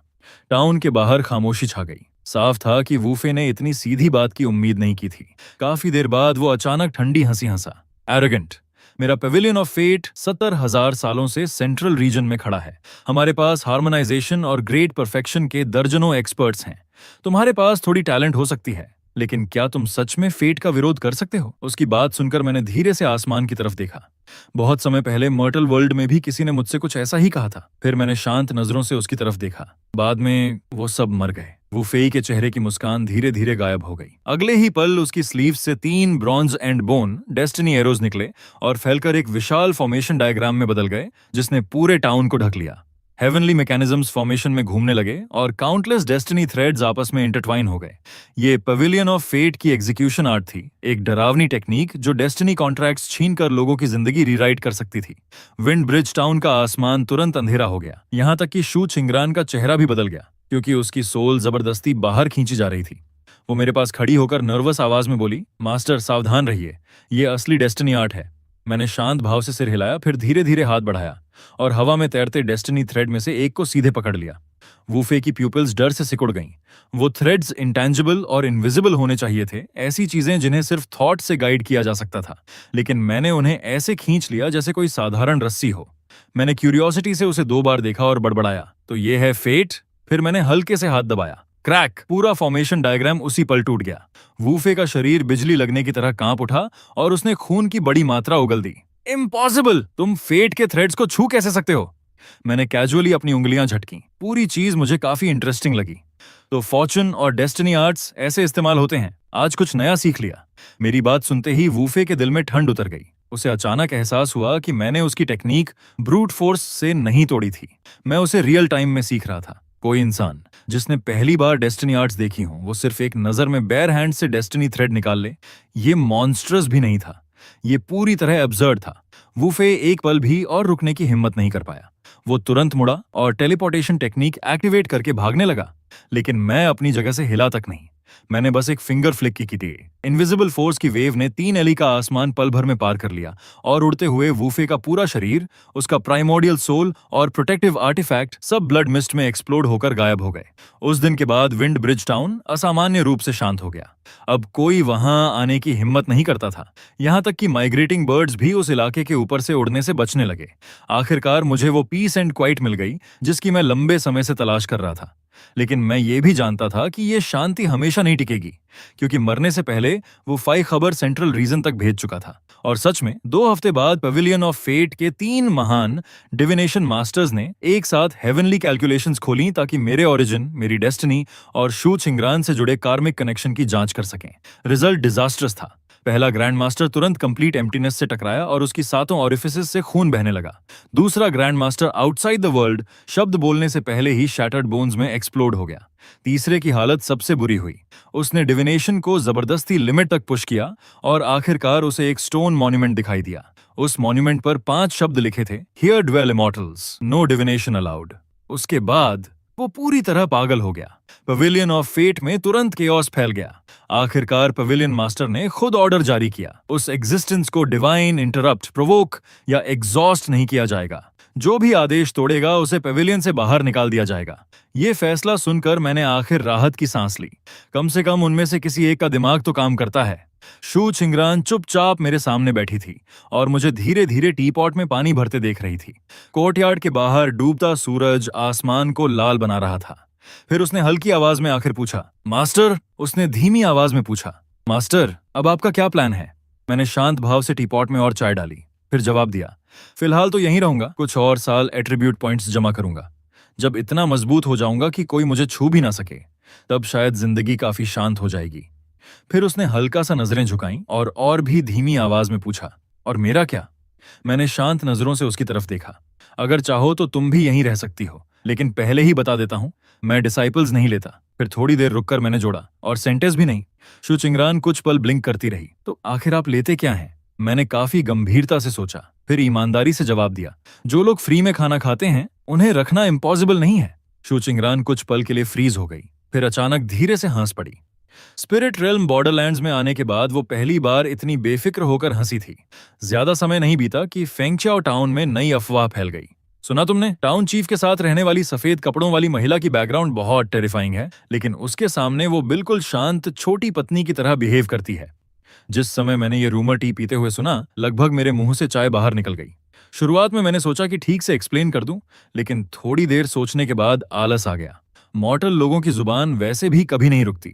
उन्हें ये सोचने देना कि मैं किसी लेट रोमांटिक ब्लूम से गुजर रहा हूं, ऑनेस्टली उससे कम ट्रबलसम था कि वो मुझे एंशिएंट बॉडी कल्टिवेटिंग मॉन्स्टर समझें।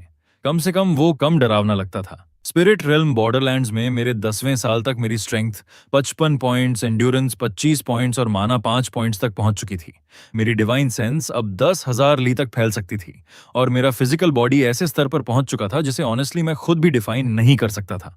एक रात कोर्टयार्ड में पंचेस ट्रेन करते समय मैंने कैजुअली आसमान की तरफ एक स्ट्राइक मारी। रिजल्ट, 10,000 ली दूर गुजर रहा एस्टेरॉयड मेरे डिस्टेंट पंच की शॉकवेव से उसी पल एक्सप्लोड हो गया। मैंने आसमान में खिलते हुए उस विशाल फायरबॉल को घूरा और कुछ देर डीप थॉट में चला गया। डैम, मैं फिर से बहुत ज्यादा स्ट्रांग होता जा रहा हूं, है ना? शू छिंगरान हवा के बीच चुपचाप खड़ी मुझे देख रही थी। मास्टर, आपको ऐसी बातें कहते सुनकर सच में लोगों का मन करता है कि आपको मार दें।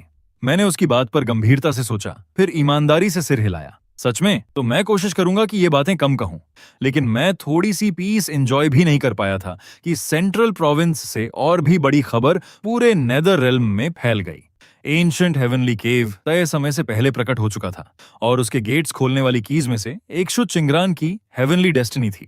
उसी समय pavilion on fate, great imperial sanctuary, mountain on 10,000 demons और इन्फिनिट सोर्ड सेक्ट ने जॉइंटली पब्लिक डिक्री जारी किया। जो भी शू छिंगरान और वू सुई की लोकेशन बताएगा उसे सुप्रीम ग्रेड आर्टिफैक्ट मिलेगा और जो हमें पकड़ कर लाएगा उसे पूरे प्रोविंस जितना टेरिटरी रिवॉर्ड में मिलेगा। अगले ही पल पूरा नेदर रेल्म मैडनेस में डूब गया। मैं काफी देर तक टाउन के बाहर लगे बाउंटी नोटिस को चुपचाप घूरता रहा, फिर हेल्पलेस एक्सप्रेशन के साथ शू छिंगरन की तरफ मुड़ा। देखा, मैंने पहले ही कहा था, प्रोटैगनिस्ट टाइप लोगों के साथ जुड़ने का मतलब है जिंदगी भर एंडलेस ट्रबल। शू छिंगरन ने हल्का सा होंठ काटा और धीमी आवाज में पूछा, तो अब हम क्या करेंगे? मैंने नजरें नीचे की, बाउंटी नोटिस को दीवार से फाड़ा, उसे मसल कर बॉल बनाई और कैजुअली आग में फेंक दिया। फ्लेम्स मेरी आंखों में रिफ्लेक्ट हो रही थीं और मेरे चेहरे पर ऐसी कामनेस दिख रही थी जो ऑलमोस्ट फ्राइटनिंग लग रही थी। क्या करेंगे? मैंने धीरे धीरे उठते हुए स्लीव्स से एशेस झाड़ी। अगर वो हमें ढूंढना चाहते हैं तो हम बस उन्हें ढूंढने ही नहीं देंगे। फिर मैंने शांत स्वर में कहा, हम निकल रहे हैं, बस इतना। शू छिंगरान तुरंत मेरे पीछे चल दी।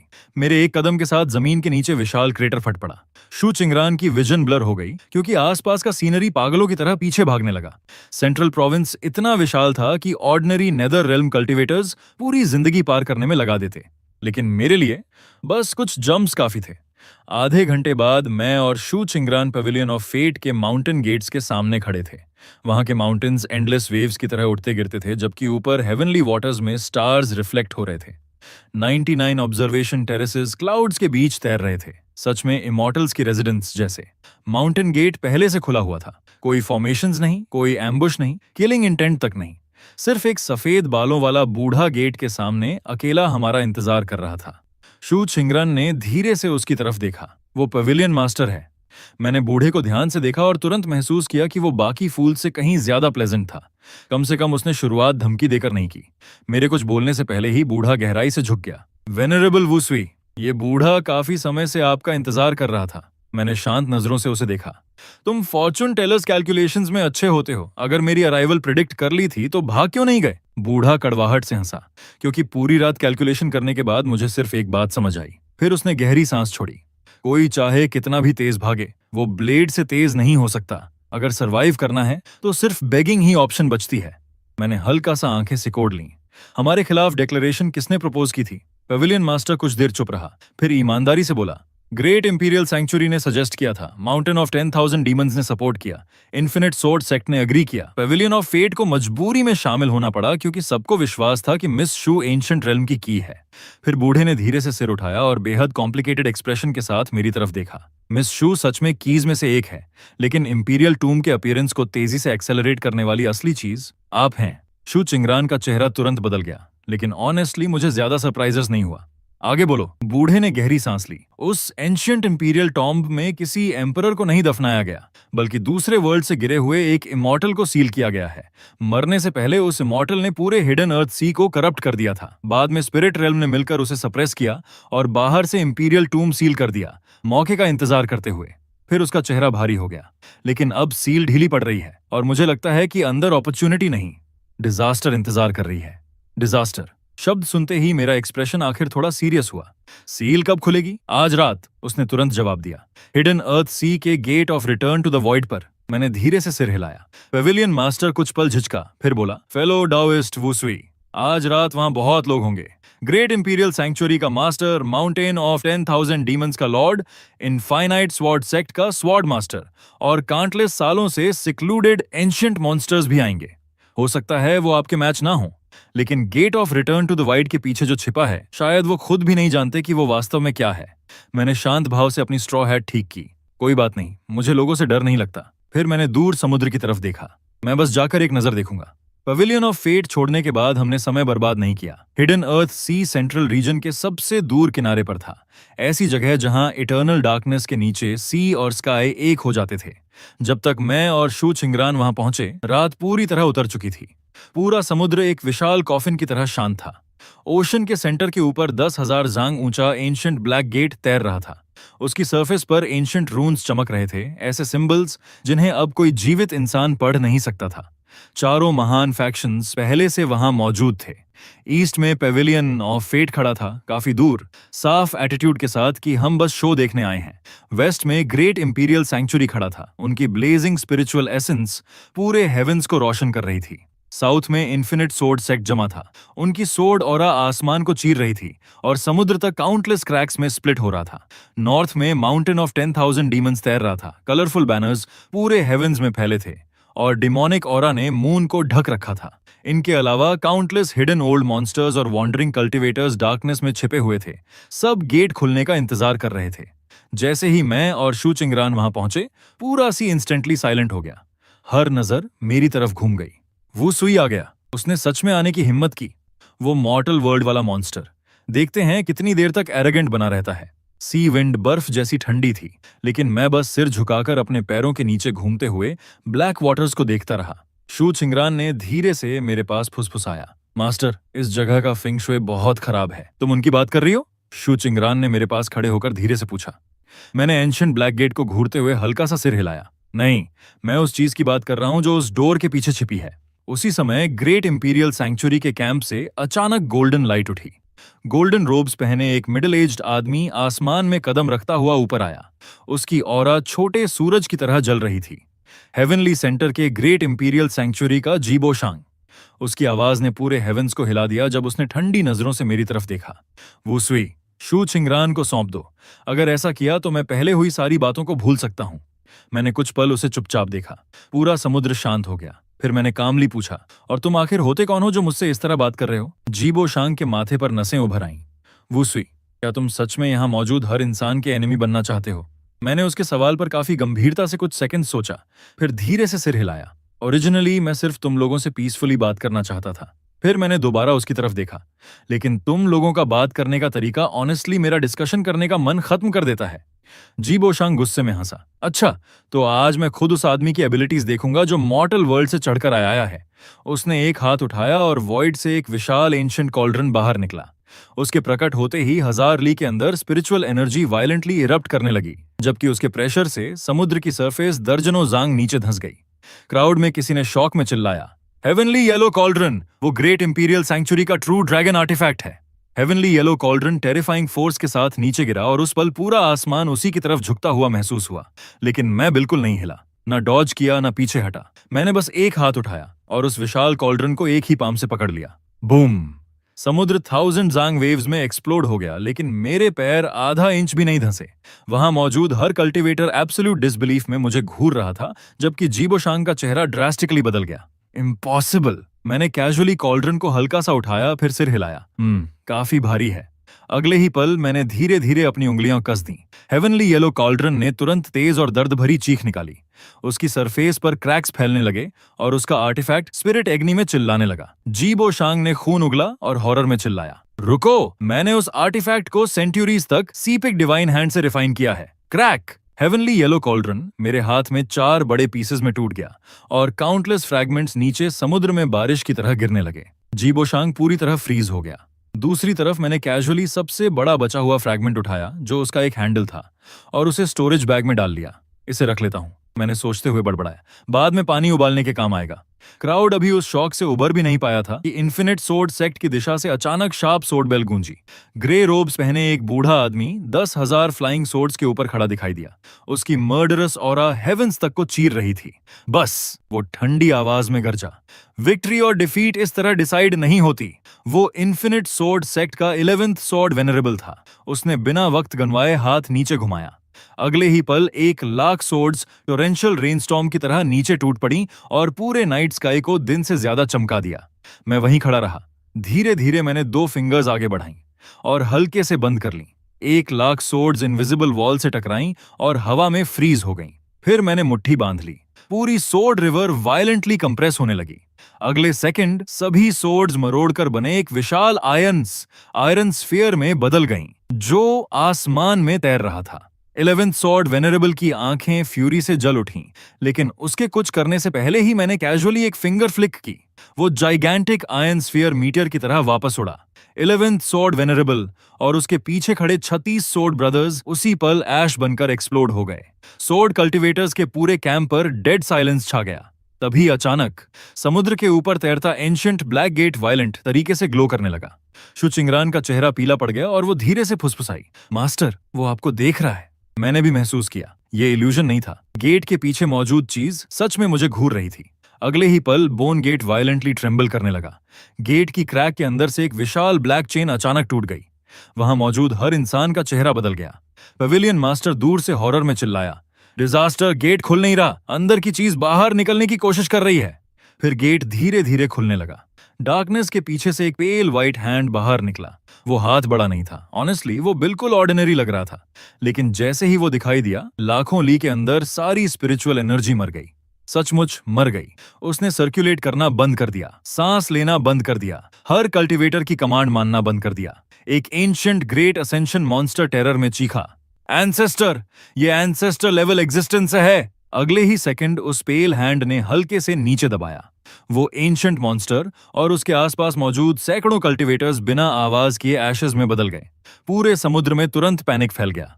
जैसे जैसे गेट खुलता गया, हर फैक्शन के एरोगेंट मास्टर्स पागलों की तरह पीछे हटने लगे।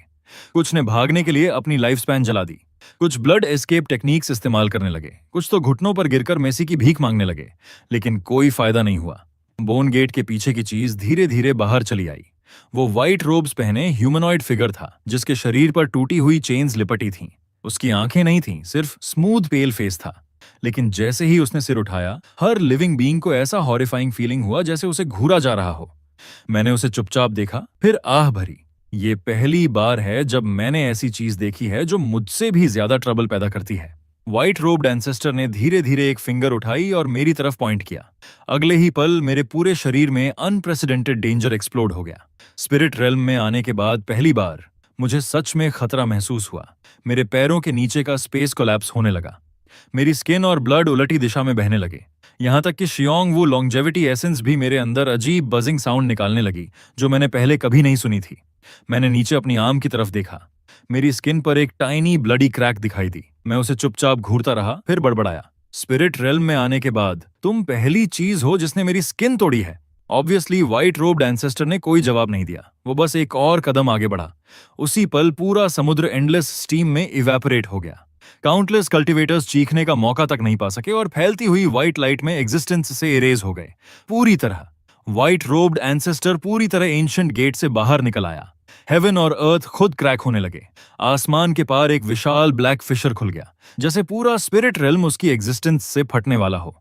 मैंने धीरे से आसमान की उस क्रैक को देखा और बहुत लंबे समय बाद पहली बार मैं फ्राउंड, क्योंकि आखिर मुझे एक बात समझ आ गई थी। अगर ये चीज ऐसे ही रैम्पेज करती रही तो फ्यूचर में पीसफुली हाइड होने की बात छोड़ो, शायद मुझे टाउन चीफ बनकर शांत जिंदगी जीने की जगह भी ना मिले। ये सोचकर मैंने हेल्पलेस साई छोड़ी। मैं तो सच में सिर्फ पीसफुली बात करने बाहर आया था। फिर मैंने अपना माथा दबाया। हर चीज हमेशा फाइट टू द डेथ में क्यों बदल जाती है? शू चिंगरान ने अचानक मेरी तरफ देखा और धीमी आवाज में कहा, मास्टर, अगर इस बार आप जीत नहीं पाए तो पहले भाग जाइए। मैंने तुरंत उसकी तरफ मुड़कर देखा। क्या बेकार बातें कर रही हो? फिर मैंने कामली कहा, मेरा हाउस अभी भी फांक्याओ में है, टेबल लेग अब भी उसी मैप से सपोर्ट हो रही है। इतना कहकर मैंने एक कदम आगे बढ़ाया। इस बार मैंने खुद को सप्रेस करना पूरी तरह बंद कर दिया। मेरा ब्लड, मेरी स्पिरिट, मेरा फिजिकल बॉडी, जो अब इतना एब्सर्डली स्ट्रांग हो चुका था कि नेचर के लॉज तक को डिफाई करने लगा था। बूम! स्पिरिट रियलम में आने के बाद पहली बार मैंने अपनी फुल ऑरा पूरी तरह रिलीज कर दी। 1 लाख ली के अंदर माउंटेन्स और सीज साथ में कांप उठे। भागते हुए काउंटलेस कल्टिवेटर्स सिर्फ मेरी लाइफ फोर्स के प्रेशर से घुटनों पर दब गए। दूसरी तरफ व्हाइट रोब्ड एंसेस्टर के चारों तरफ लिपटी ब्रोकन चेन्स 9 विशाल ब्लैक ड्रैगन्स में बदल गईं और सीधे मेरी तरफ टूट पड़ी। मैंने कैजुअली एक हाथ उठाया और पहले ड्रैगन की गर्दन पकड़ ली, फिर उसे whip की तरह घुमाकर दूसरे ड्रैगन पर दे मारा। दूसरा ब्लैक ड्रैगन उसी इंपैक्ट से एक्सप्लोड हो गया। तीसरा ब्लैक ड्रैगन मेरे पैर के नीचे चकनाचूर हो गया। चौथा मेरी कमर के चारों तरफ लिपट गया, लेकिन आधा कसने से पहले ही मैंने उसे ब्रूट फोर्स से फाड़ दिया। दूर खड़े कल्टिवेटर्स सुन्न पड़े चेहरों और पेल एक्सप्रेशंस के साथ ये सब देख रहे थे। ये मॉन्स्टर रॉ स्ट्रेंथ से पूरी दुनिया को रिफाइन कर रहा है। आखिर ये किस तरह की एग्जिस्टेंस है? व्हाइट रोब्ड कल्टिवेटर ने आखिर अपनी असली शक्ति छिपाना बंद कर दिया। उसने एक हाथ उठाया और आसमान पर पाम स्ट्राइक मारी। अगले ही पल हेवन की क्रैक वायलेंटली फैल गई और फिशर के अंदर से काउंटलेस स्ट्रेंज ब्लैक शैडोज निकलने लगे, जैसे वो इस मौके का इस्तेमाल करके पूरे स्पिरिट रेल्म को निगल जाना चाहते हों। हर लिविंग कल्टिवेटर पैनिक में डूब गया। उनकी सोल्स तक डर से कांप उठी। उसने डायमेंशनल गेट खोल दिया। किसी ने डेस्परेट आवाज में चीखा, वो आउटसाइड वर्ल्ड की बीइंग्स को अंदर ला रहा है। आउटसाइड द वर्ल्ड शब्द सुनते ही मेरी मूवमेंट्स हल्की सी रुक गईं। अचानक मुझे पवेलियन ऑफ फेट के डिविनेशन मास्टर्स के आखिरी अधूरे शब्द याद आ गए, जो उनकी कैलकुलेशंस बैकफायर होने से पहले निकले थे। आउटसाइड द वर्ल्ड, तो उनका मतलब ये था। फाइट रोबोट कल्टिवेटर ने साफ मेरी हेजिटेशन नोटिस कर ली। अगले ही फ्लैश में वो सीधे शू चिंगरान के सामने प्रकट हुआ और उसके फोरहेड की तरफ हाथ बढ़ाया। शू चिंगरान की डेस्टिनी अपने आप काउंटलेस प्लैटिनम व्हाइट चेन्स में एक्सप्लोड हो गई और डेस्परेटली उसे रोकने लगी, लेकिन उसकी ताकत उसके सामने बहुत कमजोर थी। मेरा एक्सप्रेशन उसी पल आइस कोल्ड हो गया। तुम मौत ढूंढ रहे हो। अगले ही पल मैं गायब हो गया। नहीं, वो डिसअपीयरेंस नहीं था। मैं बस इतना तेज मूव हुआ था कि सबकी विजन का मतलब ही खत्म हो गया। जब मैं दोबारा दिखाई दिया, मैं पहले ही व्हाइट रोब्ड कल्टिवेटर के पीछे खड़ा था और मेरा दायां हाथ उसकी चेस्ट के आर पार जा चुका था। पूरी दुनिया पर साइलेंस छा गया। व्हाइट रोब्ड कल्टिवेटर ने धीरे से सिर नीचे किया और अपनी चेस्ट के पार निकले हुए हाथ को घूरने लगा। मेरी पाम के अंदर एक ब्लैक स्फीयर था, रात से भी ज्यादा काला। वो फ्लैश एंड ब्लड हार्ट नहीं था, बल्कि किसी एंडलेसली पल्सेटिंग कोर जैसा था। पहली बार मुझे अपनी हैंड में बर्निंग सेंसेशन महसूस हुई। साधारण हीट नहीं, बल्कि हायर लेवल एग्जिस्टेंस की शक्ति से पैदा हुई स्कॉचिंग फीलिंग। फिर भी मैंने हेजिटेशन नहीं की। मैंने अचानक अपनी फिंगर्स कस दी। बूम! ब्लैक स्फीयर उसी पल एक्सप्लोड हो गया। व्हाइट रोबर्ट कल्टिवेटर का पूरा शरीर वायलेंटली कांप उठा, जैसे उसकी सारी सपोर्ट अचानक खींच ली गई हो। उसके चारों तरफ की इमॉर्टल लाइट तेजी से फेड होने लगी, लेकिन वो तुरंत नहीं मरा। इसके बजाय उसके स्मूथ पेल फेस के बीच में धीरे धीरे एक दरार खुली, जैसे होंठ अलग हो रहे हों। फिर एक बेहद शार्प वॉइस सीधे मेरे माइंड के अंदर गूंजी, तो ये तुम हो? मेरी आंखें हल्की सिकुड़ गईं। तुम मुझे जानते हो? नहीं, आवाज टूटे हुए फ्रैगमेंट्स में बोली, लेकिन तुम्हारे जैसे और भी हैं। उसका शरीर तेजी से कोलैप्स होने लगा। मैंने गहराई से फ्राउन किया और आगे पूछा, तुम्हारा मतलब क्या है? और फिर क्या? व्हाइट रोब्ड कल्टिवेटर काफी देर तक साइलेंट रहा, फिर आखिर सिर्फ 4 शब्द बोला, डू नॉट असेंड फर्दर। जैसे ही वो शब्द खत्म हुए, उसका पूरा शरीर ग्रे व्हाइट लाइट में बदल गया और पूरी तरह बिखर गया। उसी समय वो डायमेंशनल गेट भी धीरे धीरे खुद बंद होने लगा, जिसे उसने जबरदस्ती खोला था। आसमान और धरती आखिर अपने ओरिजिनल कलर्स में लौट आए। हर सर्वाइविंग कल्टिवेटर मुझे मोशनलेस घूर रहा था।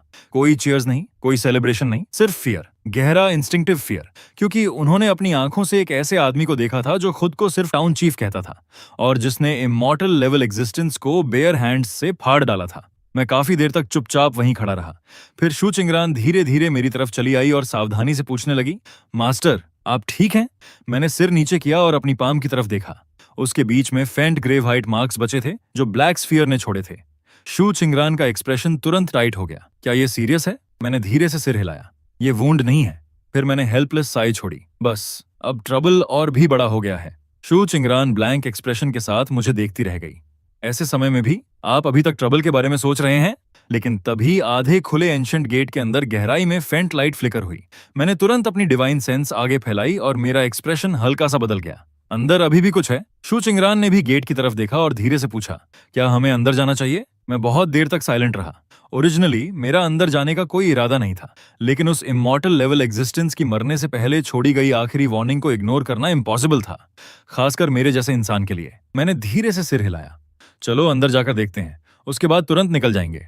फिर मैं एंशिएंट गेट के अंदर कदम रखकर चला गया, जबकि शु चिंगरान मेरे बिल्कुल पीछे थी। गेट के दूसरी तरफ कोई इमॉर्टल पैराडाइजेस नहीं था, वहां सिर्फ ग्रेव हाइट रुइंस से भरी कोलैप्स्ड वेस्टलैंड थी। यहाँ कोई स्पिरिचुअल एनर्जी नहीं थी, यहाँ तक कि फ्लोइंग टाइम का भी कोई निशान नहीं था। एंडलेस डिब्रीज के बीच सिर्फ एक रुइंड स्टोन टेम्पल अकेला खड़ा था। टेम्पल के एंट्रेंस के सामने एक टूटा हुआ स्टोन मॉन्यूमेंट पड़ा था, लेकिन जिसने मुझे शॉक किया वो मॉन्यूमेंट नहीं था, बल्कि उस पर लिखा हुआ टेक्स्ट था। वहां स्पिरिट रेल्म कैरेक्टर्स नहीं थे, कोई एंशिएंट रून्स नहीं थे, बल्कि उस स्टोन पर ऐसे सिंबल्स लिखे थे जिन्हें मैंने तुरंत पहचान लिया। Simplified Chinese characters. इतने सालों में पहली बार मैं सच में शॉक में फ्रीज हो गया। शु चिंगरान उन वर्ड्स को समझ नहीं सकी, इसलिए उसने धीरे से पूछा, मास्टर, वहां क्या लिखा है? मैं काफी देर तक ब्रोकन मॉन्यूमेंट को चुपचाप घूरता रहा, फिर धीरे धीरे हर वर्ड पढ़ने लगा। अगर तुम ये वर्ड्स पढ़ सकते हो तो इसका मतलब है कि मैं फेल हो गया। मैं तुम्हारी तरह हूं, मैं भी कहीं और से आया हूं, और तुम्हारी तरह मैंने भी टाइम के साथ साथ चलना सीखा। हायर वर्ल्ड कोई इमॉर्टल रेल्म नहीं है, वो हंटिंग ग्राउंड है। असेंशन सिर्फ एक बड़े केज में भेजे जाने से पहले ग्रोथ है। अगर तुम ये पढ़ रहे हो तो इसका मतलब है कि मैं उस ग्रास्प से आजाद नहीं हो पाया। जल्दी में आगे असेंड मत करना, कम से कम तब तक नहीं जब तक तुम एक पंच से हेवेंस तोड़ने लायक स्ट्रांग ना हो जाओ। पेडेस्टल के नीचे मैंने हमारी सेम ओरिजिन वाली एक चीज छोड़ी है, वो किसी दूसरे इंसान के साथ लॉन्जेविटी शेयर कर सकती है। मॉर्टल वर्ल्ड की एक छोटी ट्रेस उन लोगों के लिए जो बाद में आएंगे। मैसेज खत्म करने के बाद मैं बहुत देर तक साइलेंट खड़ा रहा। शु चिंगरान भी बिना मुझे डिस्टर्ब किए चुपचाप मेरे पास खड़ी रही। वो वर्ड्स समझ नहीं पा रही थी, लेकिन फिर भी मेरी आंखों में मौजूद इमोशन साफ देख सकती थी। वो फियर नहीं था, वो उस कामनेस जैसा था जो किसी ऐसे इंसान की ट्रेस मिलने पर आती है जो मेरी तरह था। र्यूंड स्टोन हॉल के अंदर एक छोटा ब्रॉन्जर लैंप लटका हुआ था। उसमें कोई स्पिरिचुअल एनर्जी नहीं थी, सिर्फ ऐसी ऑरा थी जिसकी ओरिजिन बिल्कुल मेरी एग्जिस्टेंस जैसी थी। जैसे ही मैंने उसे छुआ, मैं तुरंत उसका पर्पस समझ गया। वो किसी इंसान को पूरी तरह मेरे जैसा नहीं बना सकता था। ऐसा नहीं कि वो एंडलेस ग्रोथ और इन्फिनिट एक्यूमुलेशन हासिल कर ले, लेकिन वो किसी को मेरे साथ बेहद लंबी लाइफ स्पैन शेयर करने की एबिलिटी दे सकता था। इंस्टिंक्टिवली मैंने अपना सिर शु चिंगरान की तरफ घुमा लिया। जैसे ही उसने मेरी नजर नोटिस की, उसका चेहरा तुरंत कानों तक लाल हो गया। फिर भी उसने धीरे से पूछा, मास्टर, मॉन्यूमेंट पर आखिर लिखा क्या था? मैंने कुछ देर शांत होकर सोचा, फिर जवाब दिया। उसने कहा, अभी आगे असेंड मत करना। शु चिंगरन ने तुरंत सिर हिला दिया, तो मैं भी नहीं जाऊंगी। उसने इतनी जल्दी जवाब दिया जैसे उसे कभी इस बारे में सोचने की जरूरत ही ना पड़ी हो। अचानक मैं हल्का सा मुस्कुराया। ये पूरी जर्नी ओरिजिनली ट्रबल खत्म करने के लिए थी, लेकिन उस ट्रबल के आखिर में मुझे अपने जैसा एक और इंसान मिला जिसने अपने बाद आने वालों के लिए लैंप छोड़ दिया था।